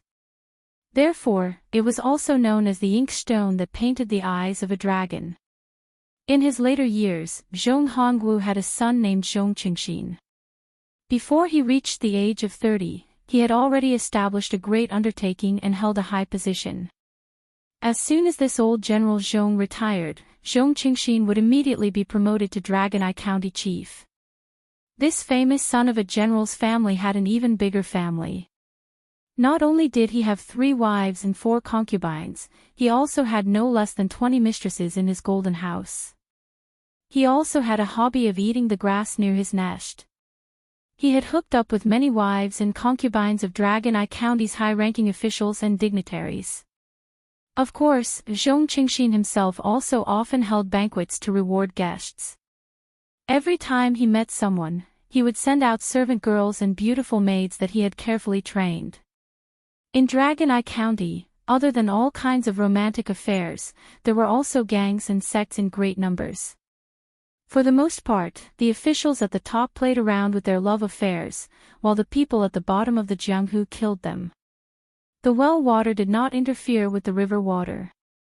Moreover, in recent years, the trend was that if the sects wanted to expand, they would have to compete to see who could get closer to the government. One by one, the well water flowed into the river water. There were very few people who persisted in establishing their own sect and did not observe the situation. Su Fengnian's carriage entered the county's Baiba city. From the name of the county, it could be seen that the ancient inkstone in Zhong Qingxin's hand was priceless. Su Fengnian knew the ins and outs of the Fish Dragon Gang very well. Although the Fish Dragon Gang had completed the big business in Beimang worth tens of thousands of taels of silver, the Fish Dragon Gang did not get much money. The several thousand taels of silver that Zhou Ziru, the young master of Ma Guan, paid as compensation were also given to the families of the gang members who died in a foreign land. To make matters worse, the deputy leader Xiao Chang and the chief guest Gong Sun Yang were both dead. This was a loss that could not be measured with money. The Fish Dragon Gang originally wanted to rely on this business to turn their fortunes around. However, they did not expect that the disciples of the military families in Lingzhou City would turn their backs on them after the business was completed. They even ignored the Fish Dragon Gang's subsequent visits. Fortunately, the granddaughter of the old leader connected with the business in Beimang City and was able to do some unique business that allowed them to maintain the gang's operations. However, when Liang Mang started a fight, the Fish Dragon Gang, which had been hanging on by trading at the border, was beaten back to its original state. Many of the gang members began to turn to other sections. When you're rich, you're warm; when you're poor, you're naturally cold. The barren real estate under the name of Old Master Lu of the Fish Dragons was located in the southwest part of the county. It used to be a long street, but it was sold to the neighbors every now and then. The neighborhood on both sides was getting bigger and bigger. The Fish Dragons, which only had one martial arts club left, was caught in the middle, which was very awkward. Fortunately, the martial arts club where their lifeblood was located occupied a large area. The Fish Dragons was an old gang that had been through a lot. Many of the gang members, including their descendants, had relied on Old Master Lu to make a living. Even if they wanted to leave, no one would take them in. The Fish Dragons were weak, but on the surface, they were still okay. At most, there were only 200 people left. As for the strong young men who could fight for territory, it was hard to say. The carriage stopped opposite the dojo of the Fish Dragons. Not many gangs in the city dared to openly hang their banners with their gang's name on them. There were only one or two gangs in the entire Lingzhou, and they all had powerful backgrounds. Dragon Eye County originally had a rival of the Fish Dragons, the Honghu sect. They hung their banners for a few days, but it was said that a young master who was traveling here didn't like them. That young master was very rough and was the grandson of the great general Yan Wenwan. He threw their banners into the latrine on the same day. The Honghu sect didn't even dare to raise their banners again. Before that young master left, he said that he beat them because he knew that their master was the brother-in-law of that Zhong Qingxin. After that, Zhong Qingxin's brother-in-law went to complain but returned without success. It became the topic of conversation for the people of Dragon Eye County. Su Fengnian hung up the curtain and quietly looked at the main gate of the Fish Dragons. The faint sound of the disciples practicing martial arts could be heard from the other side of the wall. Chen Shiliang asked doubtfully, "Is this the place?" Su Fengnian nodded and said with a smile, "Speaking of which, I also took in an unknown disciple in this gang. He's very stupid." Chen Shiliang asked, "Don't you want to go in and take a look?" Su Fengnian put down the curtain and shook his head. "Forget it. I was wearing a mask at that time, so he wouldn't recognize me even if he saw me. Let's go, Blue Bird." The carriage slowly drove out of the street. Just as it turned the corner, a large group of strong men rushed into the street with great momentum. They were just short of hanging a sign on their bodies saying that they were gathering for a brawl. Su Fengnian opened the side curtain and frowned. He saw the people of the neighborhood pointing and said slowly, "Liangxi, go and ask around." Chen Liangxi got off the carriage and soon returned to the carriage. He said with a smile, "It's the same old story. There's a girl called Lu Narong in the Fish Dragon gang. She caught the eye of a military officer under the command of Yi, who was in charge of the Dragon Eye County. He wanted to take her as his concubine. It seems that the Fish Dragon gang didn't know what was good for them and rejected him. Perhaps they forgot to give the rank 7 military officer a way out. Your Highness, there's something I've wanted to say for a long time. Beilyang's military titles are really unreasonable. Officers and military officers are too worthless. They should be changed and simplified. In this aspect, Beimang is much better." Su Fengnian nodded. Just as he was about to put down the curtain and let the Fish Dragon's gang pass the tribulation, he caught a glimpse of a group of more than 30 armored soldiers in the distance. Chen Liangshi glanced at them and sneered. "Hey, this military officer of Dragon Eye County has some tricks up his sleeve. It seems that he wants to punish both sides fairly and selflessly. However, I think that those who went to cause trouble can definitely bear the punishment, but the Fish Dragon's gang can't. It's really a waste of talent to be a rank 7 military officer. It seems that if we really want to rectify these Jianghu sects in Beilyang, we'll have to cut off many people's source of income." Su Fengnian lowered his head and put on a root-shaped mask. He said indifferently, "Then let's go and watch the show." The street that originally had shops and hawkers was now empty.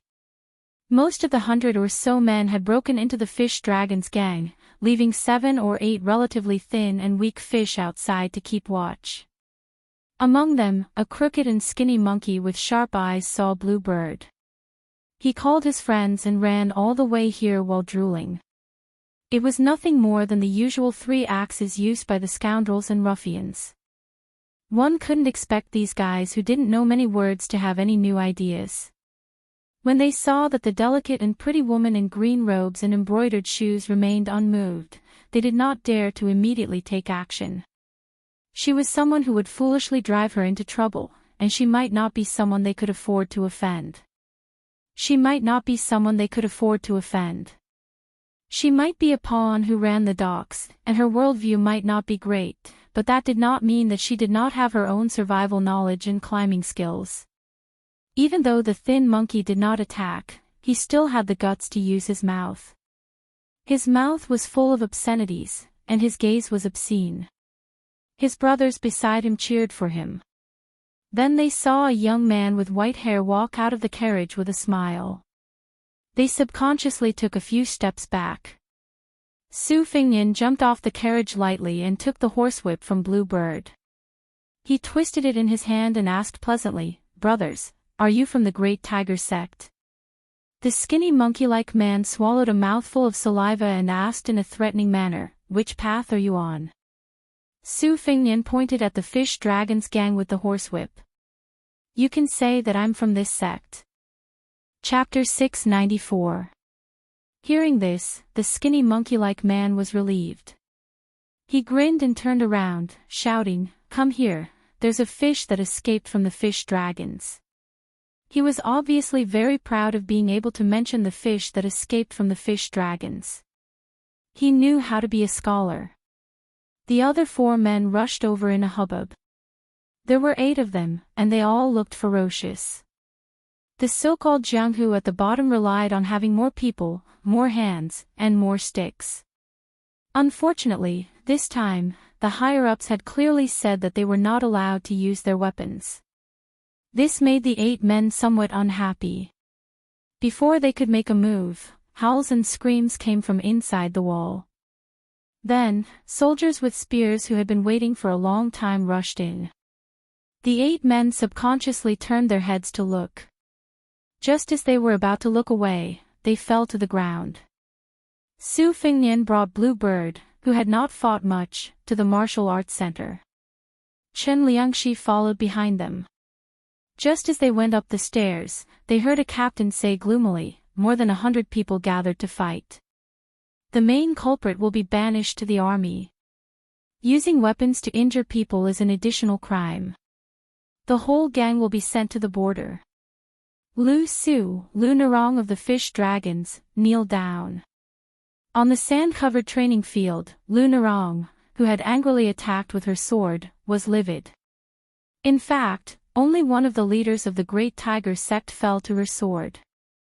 The rest of the people took out their own daggers and cut their arms or legs. Then, they threw the daggers far away and lay on the ground, pretending to be heartbroken. This was a trap that had been planned for a long time. When the leader of the Great Tiger sect went to take down the plaque of the Fish Dragons and stomped it, Lunarong was not unaware of it. She simply could not bear the humiliation. At this moment, she was gnashing her teeth. She wanted to kill the captain who always hung around the leader of the Great Tiger sect. Vice leader Xiao Chang's son, Xiao Ling, held an ivory fan in his hand. He looked handsome and elegant. He exchanged glances with the leader of the Great Tiger sect, who was lying on the ground pretending to be dead. He smiled faintly. Just as he was about to take a step forward, he saw three strangers at the door from the corner of his eye. Xiao Ling subconsciously retracted his foot. In the end, he resisted the urge to take a step forward. If he took a step forward, it would mean that his meticulous plan was laid out on the table. In Xiao Ling's field of vision, Chen Shiliang sneered softly, "I underestimated the captain. It turns out that one side will be lightly beaten 10 times and the other side will be beaten 150 times. Your Highness, why don't you promote such a smart person?" Xiao Ling. Xiao Chang had colluded with the horse bandits and to frame to pave the way for his son. It seemed that Xiao Ling didn't let his fathers, so he did it himself. He himself. It was Xiao Ling, was. The young man from the Fish Dragons, Wang Dashi, also saw Su Fengnian, but he didn't shout. He just waved his hand secretly, indicating that Su Fengnian should leave the martial arts club as soon as possible. It was the same as the night battle at Tuma Pass. As long as the government was involved, especially the local soldiers, young Master Su's status as a relative of the general's mansion's steward was completely useless. Su Fengnian walked over with his horsewhip and said to the captain, "I have a friend surnamed Su. He's a military officer in this city. I hope you can give him some face." Military officer. He was barely an official. He didn't have any real power. However, the person standing behind the junior captain was a field officer under Yi's command, whose rank was much higher than his.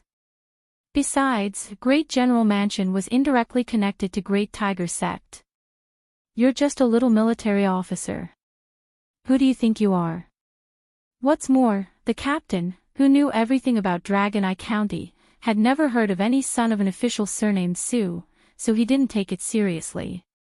Usually, if there really was such a person, he would just do some small favors. Now, even if there were 10 military officers, he would treat them as if they were farts. The captain didn't dare to fight with Lu Su and Lu Narong. He was eager to have someone hit the tip of the spear to show his power. He didn't unsheath his cold knife. He just smashed the scabbard at the man's chest.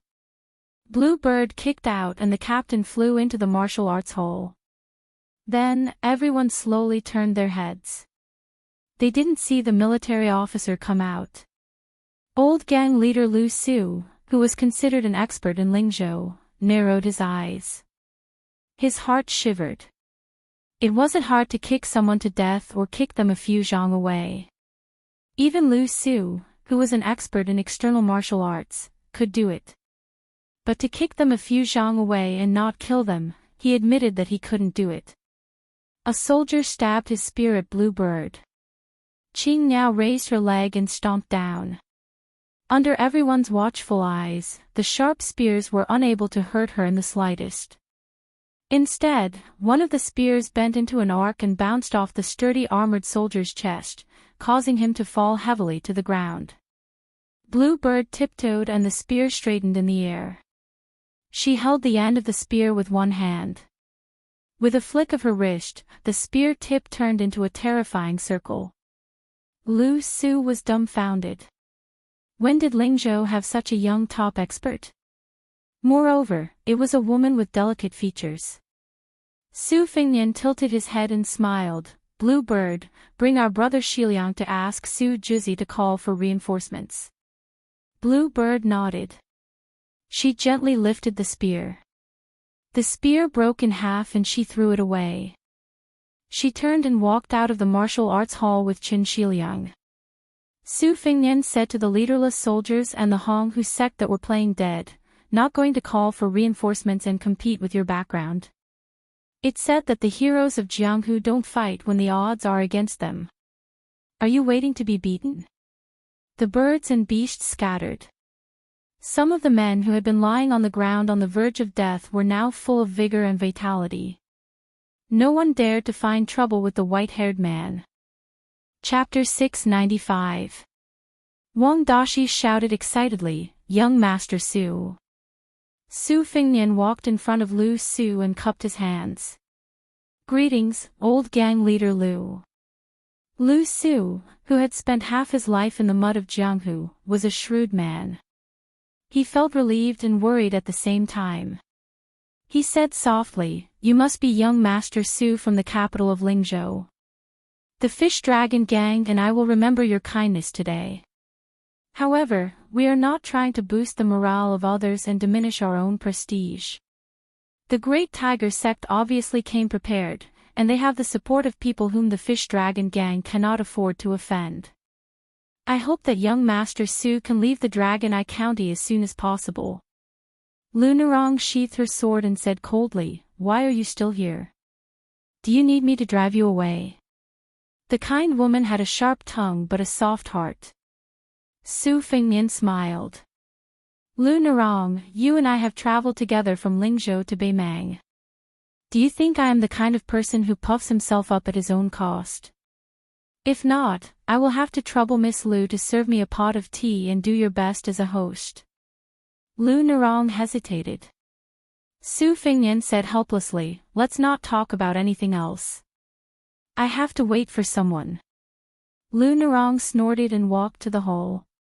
Old gang leader Lu had heard about his granddaughter's experience in Beimang and had always thought highly of this mysterious young Master Su. After weighing the pros and cons, he didn't insist. Su Fengnian approached Xiao Ling and said softly, "Young Master Xiao, fortunately I came in time. Otherwise, you would have fallen out with your favorite Miss Lu. Was it dangerous?" Xiao Ling frowned. "What did young Master Su say? Why can't I understand?" Su Fengnian smiled. "Then I will say that I killed your father Xiao Chang. The letter your father sent you before he died was written by me. Do you understand?" Xiao Ling trembled as if he was struck by lightning. Su Fengnian said slowly, "The letter clearly stated that you should know your place and behave yourself. Why did you take the risk out of desperation? Or do you want to destroy Lu Narong with your own hand since you can't get her? Or are you thinking that one day, she will be tired of being played by the nobles of Dragon Eye Commandery, and then it will be your turn to have a taste?" Xiao Ling's eyes turned red. Su Fengnian put his arm around this playboy's shoulder as if they were old friends. "You're just like your father. Both of you are too smart. As for me, I'm not a good person either. Ha, it's a pity that Lu Narong is in love with me. I'm going to piss you off, you trash who can't even get close to her. I've heard that there are many senior brothers in Jianghu who were angered to death by their childhood sweethearts and junior sisters who changed their minds after they grew up. Unfortunately, you're one of them. I'll ask Xiao Rongrong to send you an invitation later." Xiao Ling was almost driven mad by Su Fengnian's blatant lies. He asked gloomily, "You with the surname Su, what are you trying to do?" Su Fengnian said innocently, "We're just chatting. Why else would I expose you as a traitor? No one would believe an outsider like me even if I told them. It's fun to piss you off." Xiao Ling smiled viciously, "You're a white-haired guy. How many years can you live? How many years can you enjoy?" Su Fengnian said indifferently, "How many years can I live? Look at Lu Narong's figure, that waist, that butt. If it were you, wouldn't you be willing to live a few years less in exchange for every night of pleasure? Xiaoling finally couldn't help but curse, "You bastard. Same to you. Just you wait. I'll get someone to kill you." "Oh. If you wait a moment longer, you'll die a horrible death." "Okay, then I'll kill you before I die." "Are you begging me to die, or begging me not to die?" Outsiders didn't know the truth. They thought that the two young masters regretted not meeting each other earlier. Only a few people were qualified to sit here. Even Xiaoling, the son of the deputy leader of the Fish Dragon gang, didn't have this privilege. Now, the gang's talents had withered. Some had died, and some had retired. Only old gang leader Lu and two elders were sitting in the hall. Su Fingyan ignored Xiaoling and left quietly. Lu Narong poured tea for Su Fingyan herself. When she bent down to pour tea for Su Fingyan, she asked fiercely, "Is it fun?" Su Fingyan took the teacup and said calmly, "I just happened to pass by. Let me give you a piece of advice. Don't overestimate your beauty." The young man, Wang Dashi, stood behind Su Fingyan and laughed foolishly. In the eyes of this young man, whose Jianghu experience was limited to the trip to Beimang, young Master Su was undoubtedly one of the top masters in Jianghu. Young Master Su was outstanding in martial arts, chivalrous, and had taught him a set of peerless martial arts. Of course, it was only because he was stupid that he couldn't grasp the essence of it. Lu Narong, who had a pair of beautiful legs, turned and left with a frosty face. She stood behind Lu Narong. Su Fingyan took a sip of tea and raised his head to ask, "Why didn't the Fish Dragon gang hang the flag?" Old gang leader Lu and the two elders smiled bitterly. It turned out that he was just a fledgling in Jianghu. They guessed that he only dared to swagger in Jianghu because of his good family background and an expert retainer. Old gang leader Lu sighed in his heart. If he had known this would happen, he wouldn't have let this young Master Su get involved in this mess even if he had to throw away his dignity. Old gang leader Lu immediately felt somewhat puzzled. That trip to the northern Mang had been so bumpy and thrilling. According to Ni Rong's granddaughter's narration, this young Master Su had appeared to be very experienced and ruthless. He had dealt with many matters almost harshly and mercilessly. Did his granddaughter misjudge him? Chapter 696. Using the tiger skin as a banner could only scare people. In the hall, old gang leader Lu and the other elders were not in the mood to drink tea. When they saw the young man, who should be the Dragon Eye County soldier Chow, walk into the Fish Dragon gang, their hearts immediately turned cold. This Gongzi's appearance and bearing were not bad, but how many scholars like him were there in the Dragon Eye County? Not to mention the distant ones, just Xiaoling and the gang. Just by looking at his appearance, he could be the son of an aristocratic family in the county governor's mansion. Bai Liang was a classic example of a military general being arrogant and lowering his head to a civil official. If he really offended a military officer with real power, what was the use? Furthermore, this Gongzi was clearly pulled over in a hurry. He was alone and was probably doing some simple work like writing in the yamen. There were still ink stains on his hands that he did not have time to wash off. When the young soldier Chow saw a young Master Su who was calm and composed, he did not lower his head and slowly sat down. He smiled and asked for a cup of hot tea from the Fish Dragon gang to warm his stomach.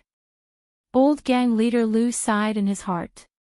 It seemed that the young and white-haired young Master Su was not a popular figure in Lingzhou. Otherwise, a small official of the Dragon Eye County would not be so negligent. Su Beiji and Su Fingyan sat to the side. He blew on the tea and frowned, "Can't you let me have some peace and quiet?" This time, he took the initiative to come to Lingzhou's Dragon Eye County to be an official. There were very few people who knew about this. Not to mention the Lingzhou magistrate, even the administrator Li Gongda did not get any information. He only took the Shangguan family's ribbon seal, wrapped himself in his official robe, and single-handedly went straight to Longyan County.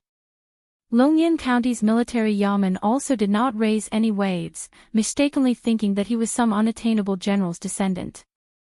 There were also a few local tyrants who made several attempts to probe him, but they were all casually dismissed by Su Beiji, and then he was immediately sidelined. What he got was some labor work without meat or fish, without oil and water. When everybody saw Su Beiji enjoying himself, they treated him even less seriously. In addition, there were 1,000 elite cavalry secretly transferred into Longyan County without any warning sign, so that many powers were on tenterhooks, who would still have the mind to get to the bottom of the matter with a soldier, Chao Xiangjuan. The cavalry's commanding general was surnamed Wang and his given name was Wang Ji. The deputy general was called Hong Shuwen. Both of their official positions were one rank higher than ordinary field officers. They could be considered important figures in the Bailiang army who were not well known but who suddenly held the commander's seal. This elite cavalry had never interfered with the local military and politics. The entire Longyan County was guessing back and forth. They only thought that the king of Bailiang attached great importance to great general Zhong Hongwu, who had taken off his armor and returned to his field. This was to show that the great general's favor had not diminished. Su Fengnian chuckled in a low voice, "Keep your complaints to yourself for now. Has Shi Liang told you about the general situation?" Su Beiji said calmly, "What's so strange about the collusion between the local powers? But you're all so heartless. Are you trying to use me as bait to lure out the Zhong family? But aren't you worried about alerting the enemy? If you really provoke Zhong Hongwu, let's see how you're going to deal with it." Old gang leader Lu only saw the two young people whispering to each other. Looking at their calm demeanor in the face of danger, one could say that a newborn calf was not afraid of a tiger, or that an inexperienced and ignorant person was fearless. Old gang leader Lu sighed with emotion at his own extraordinary age. The Fish Dragon Gang's foundation today was not built by talking and laughing with his old brothers in desperate situations countless times. Old gang leader Lu subconsciously turned his head to look at his granddaughter. Was he really going to put this burden on her shoulders? Wouldn't that cause her to give up the happiness of a woman's husband and children? Old gang leader Lu was not a pedantic elder who favored boys over girls, but it was precisely because he loved his granddaughter from the bottom of his heart that he was unwilling to let Lu Nurong walk on the same path as him. As soon as one entered Jianghu, it was inevitable to make enemies and make enemies on all sides. How many people could really live until the day they washed their hands of gold in a basin? The teacup on the table began to tremble, and the tea swayed slightly. Old gang leader Lu and several old men who had been fighting for a long time became serious. The junior captain who had been kicked into the hall by the woman in green had been carried to the backyard for treatment. It was difficult to invite the devil in, but it was even more difficult to send him away. It seemed that today's disaster was inevitable. Earlier, old gang leader Lu had tried to evacuate the gang members, old and young, from the back door and go to their relatives' houses in the countryside to lie low. But as soon as they went out, they saw a group of strong men from the Flood Tiger sect blocking the entrance to the street. They were determined to catch all of them in one fell swoop and uproot the Fish Dragon Gang from Dragon Eye County. Old gang leader Lu was a veteran of Jianghu, so he always paid particular attention to not implicating the family members and would never cross the bottom line. This kind of unwritten Jianghu rule was more important than the national law to the old men. But nowadays, the new gangs and sects were more ruthless than the previous one. They completely eliminated the root of the problem. In the past 5 years, there had been 5 or 6 massacres in Dragon Eye County. After the massacres, the government would investigate and send a few boxes of silver to the sons or concubines of the officials to close the case with a personal grudge. No matter how many dozens of murders you had committed, you only needed 1 or 2 scapegoats to pay with their lives. And those scapegoats whose families had received a large amount of compensation were regarded as heroes in Jianghu. Even before they were beheaded, they were still heroic, shouting that they were still a hero even after 18 years. This could arouse the passion of countless young Jianghu people around the execution ground. This made old gang leader Lu, who had scrupulously followed the rules for most of his life, feel strange and somewhat disheartened. More than 10 strong riders directly rode into the Fish Dragon Gang's dojo, followed by more than 100 elite soldiers in bright armor with swords. Chapter 697. Tang Zi, the lieutenant under Yi's command, sat high on his horse and looked down. He probably felt that he was qualified to look down on the world in this tiny Dragon Eye prefecture. With a sneer, he directly skipped over Lu Su and the other old guys and paused on the woman in green and the white-haired man for a while before looking straight at Lu Narong, who was standing gracefully at the door. His cold eyes hid the passion of a man looking at a beautiful woman. Tang Zi was not a repulsive person. He was tall and sturdy and was the second generation of a general family in northern Liang. He had gone to the border of Yuzhou and obtained military exploits that outsiders did not know were real or fake. After returning to Dragon Eye Prefecture, he started from the second lieutenant and gradually became the lieutenant under Yi's command, who controlled 300 armored soldiers. Such a successful and famous general wanted to take a woman from Jianghu as his concubine. The Fish Dragon Gang should be happy, but they repeatedly refused. Did they really think that Tang Zi was a clay bodhisattva who did not have any anger? If you follow me, even if your Fish Dragon Gang doesn't become the #1 gang in Lingzhou, at the very least, you will be able to dominate Dragon Eye County right under the nose of General Zhong. With my Yi family's officers and the Tang family's support for your father-in-law Lu Su, who dares to be disrespectful to you? If you refuse a toast only to be forced to drink a forfeit, don't blame Tang Zi for turning the Fish Dragon Gang upside down. Tang Zi glanced at the woman in green. He had heard from the soldiers that this woman had some skills. That was good too. First, she would be imprisoned for the crime of assassinating an armored soldier. Then, he would slowly remove her sharp edges. After that, he would take her into his room with Lu Narong. The corners of Tang Zi's mouth curled up. He did not like the soft and weak women in the brothel.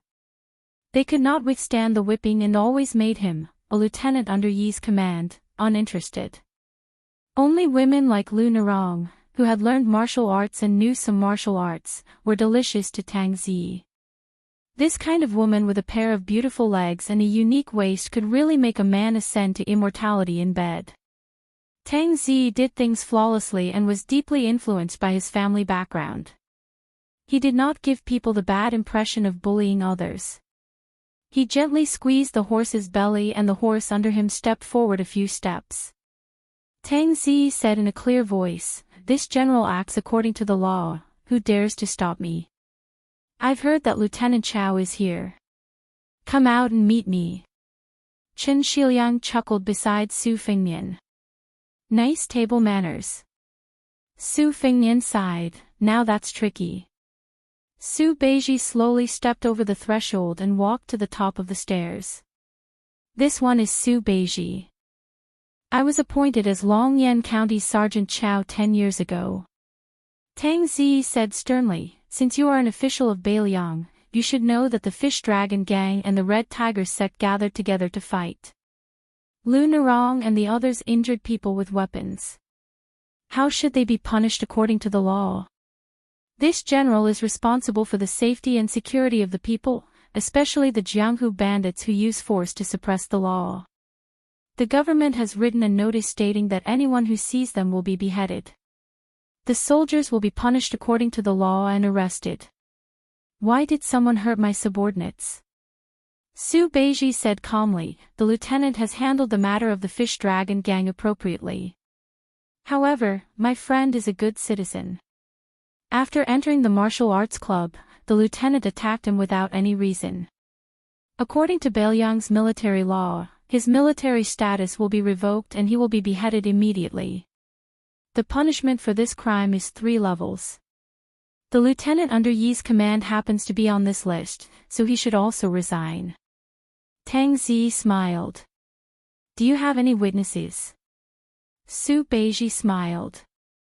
The Fish Dragon Gang has more than 100 people who can testify. However, since they are suspected of rioting, they are not qualified. Su Fengnian raised his horsewhip. This one is a good citizen with a clean background.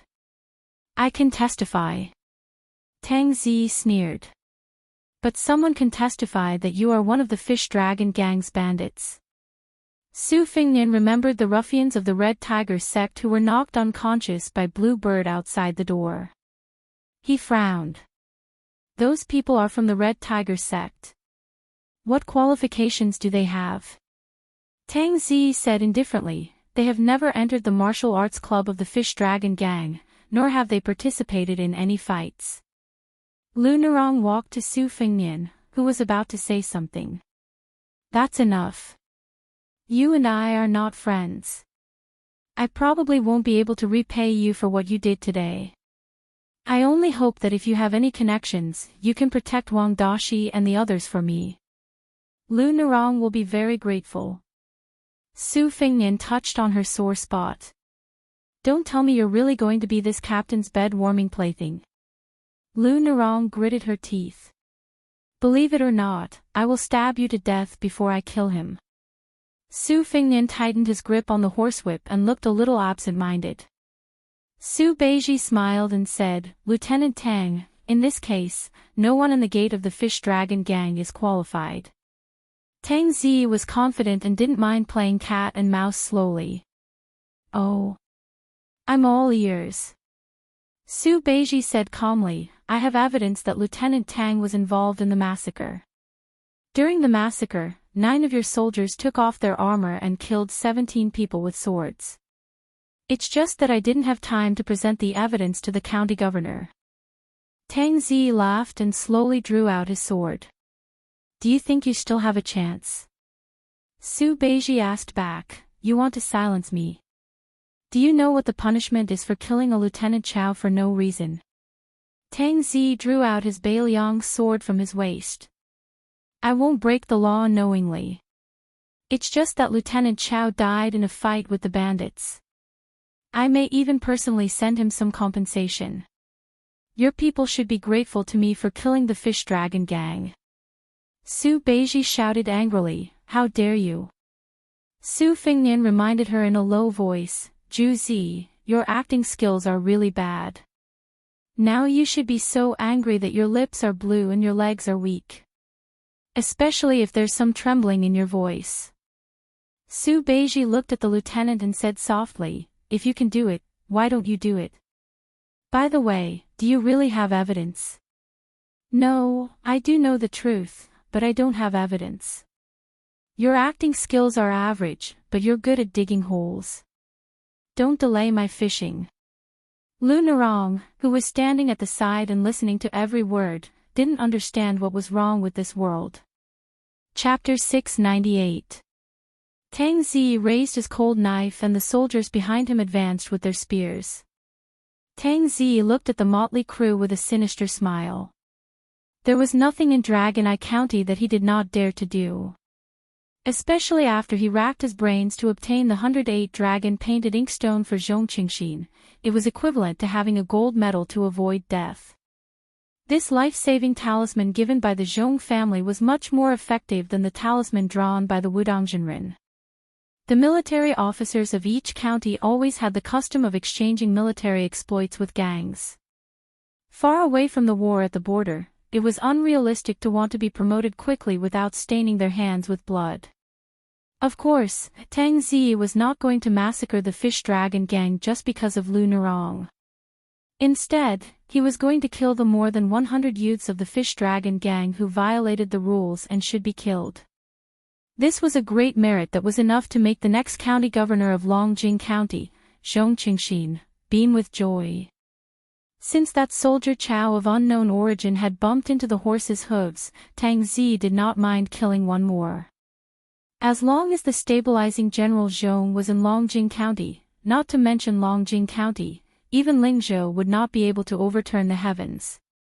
What Su Beiji cared about was the deep-rooted marriage alliance and collusion behind Tang Zi. On his way to Dragon Eye County, he had a detailed genealogy of Dragon Eye County in his hands. The military officer under Tang Zi, was only a small fish in his eyes and was not enough to mobilize a large force. Su Beiji wanted to drag out the new and old governor of Dragon Eye County who was responsible for throwing the fish on the chopping board. As for how to put it into the pot, steaming it or braising it, someone would decide. At this moment, he was more concerned about the elite level of the local soldiers. This would directly determine the strength of the Bailiang cavalry. There were more than 200,000 cavalries at the border. If they were defeated, how long could Bailiang last? Behind Su Beiji, Chen Shiliang lowered his head and muttered to himself. His 5 fingers tapped together. This poor scholar's point of view was completely different from Su Beiji. Su Beiji traced upwards while Chen Shiliang deduced downwards. The citizens of Bailiang were divided into 5 classes based on the amount of land. How much resentment did the Fish Dragon gang have accumulated over the past 20 years under the tyrannical military officers? Everyone knew that Bailiang was supported by the butcher Su Shao alone. He supported the 300,000 cavalries and supported the millions of poor families in Bailiang. If the door to the northwest of the empire would inevitably change, what benefits would the second king of Bailiang bring to the people? Of course, Tang Zi didn't know that the 2 scholars didn't treat him as an appetizer. He flicked the northern cold saber in his hand and said in a deep voice, "Take them down. Anyone who disobeys will be beheaded." Su Fengnian looked up at the sky. A black dot was getting more and more conspicuous. It broke through the clouds and fell straight down. The blue-white luan, the most handsome feathered bird, hooked Su Fengnian's arm with its claws. It flapped its snow-white wings and looked at everyone with cold eyes. Although Su Fengnian's realm had deteriorated greatly, it was not to the extent that he could not stop a bird with his arm. He reached out to stroke the head of the blue-white luan, which was nicknamed Little White. Little White lowered its head and pecked at the horsewhip in its master's hand. It was not difficult for a well-off young master to raise a falcon. However, the difference between a horse's quality and a falcon's quality was like the difference between heaven and earth. Tang Zi was born into a proper landowning household and was also the descendant of a general. His eyesight was not bad. He immediately became suspicious. However, he immediately pulled back the arrow he had shot. Just as he was thinking about whether to spare the life of Lieutenant Chao, the entire street behind him seemed to be on the verge of exploding. It was like a giant millstone was rolling non-stop. Tang Zi was shocked. This kind of sound was not unfamiliar to a military officer who had been to the border. More than 500 Yuzhou cavalries galloping in the city possessed such shocking power. Tang Zi was already so afraid, let alone the soldiers behind him who had never been to the border. Without the military officer's command, they subconsciously turned their heads to look. Bailiang's military orders were like mountains. They did not stop, but they were much slower. Wang Ji, who was unknown in Bailiang's military, strode into the Fish Dragon gang's martial arts club. This valiant general who had led 3,000 cavalries to intercept Han Diaoxi outside the Sword Pavilion did not receive the meteoric rise he had expected after making a great contribution. Instead, he was able to have a talk with the Supreme General. His elite soldiers were reduced to only 1,000 men. He did not have the title of a real general, but he was as happy as a child.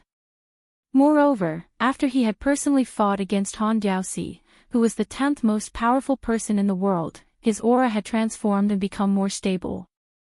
He was less rough and more mellow. Perhaps he was not far off from the Supreme General Zhong Hongwu. As soon as he entered the martial arts club, except for Su Fengnian and the others who had the flying feather on their arms, the others immediately lost their arrogance. Even Tang Zi quickly sheathed his saber and jumped off his horse.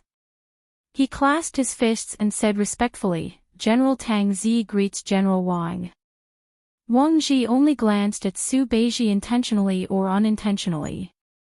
After their eyes met, he quietly looked away. As his gaze wandered, old gang leader Liu and the others who had been in Jianghu for most of their lives felt a little scared.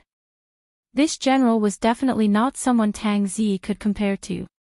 The forces of Bailiang's Jianghu had always been weak and scattered. This was not because Bailiang's boorish men were not brave enough or not united enough. It was just that Bailiang's army was too fierce and good at fighting. Wang Ji did not recognize the white-haired Su Fengnian, who was wearing a mask and holding a whip in his hand, nor did he recognize the humble scholar Chen Shiliang. He only recognized Su Beiji, because according to Ren Tu, even if Wang Ji and his deputy general Hong Shuwen, as well as 1,000 riders, all died, this scholar was not allowed to die. Before leaving Liangzhou, Ren Tu had promised that within 3 years, there would be one of the 4 deputy commanders of Bailiang's cavalry, Wang Ji. It was easy to imagine how important this soldier named Su Beiji was to the entire Bailiang. If he did not know Su Beiji's shocking true identity, Wang Ji would have thought that this kid was the general's illegitimate son. You mother *Ker, you dare to kill Su Beiji, who is related to my future. Even if the has-been Zhong Hongwu personally drew his saber, Wang Ji would dare to kill you. After Hong Shuwen left the Phoenix Battalion, he could be said to have reached the sky in a single bound. In the Battle of Iron Gate Pass, he killed 6 people of the palace guards and 1 golden saber imperial bodyguard with 2 sabers. Although 2 of the heads were obtained by picking up scraps, it had always been a skill to survive in a hurried battle. Hong Shuwen's splendid battle record had almost overshadowed Lieutenant Yuan Meng's style. He could be said to be the most outstanding fierce man below the top masters. Other than Hong Shuwen, there were more than 40 other light cavalry soldiers from the Phoenix Battalion who had infiltrated the other armies. They had all crossed the first threshold to become lieutenants. These people were like Hong Shuwen at the moment. They were promoted extremely quickly, but their reputations were still relatively unknown. The fact that they had once been White Horse Righteous followers was also quietly covered up. Hong Shuwen followed behind General Wang Ji with 2 sabers hanging from his waist. As usual, he looked drowsy and dispirited, like a tiger taking a nap. Wang Ji did not hesitate. He laughed coldly and said, "Remove your sabers."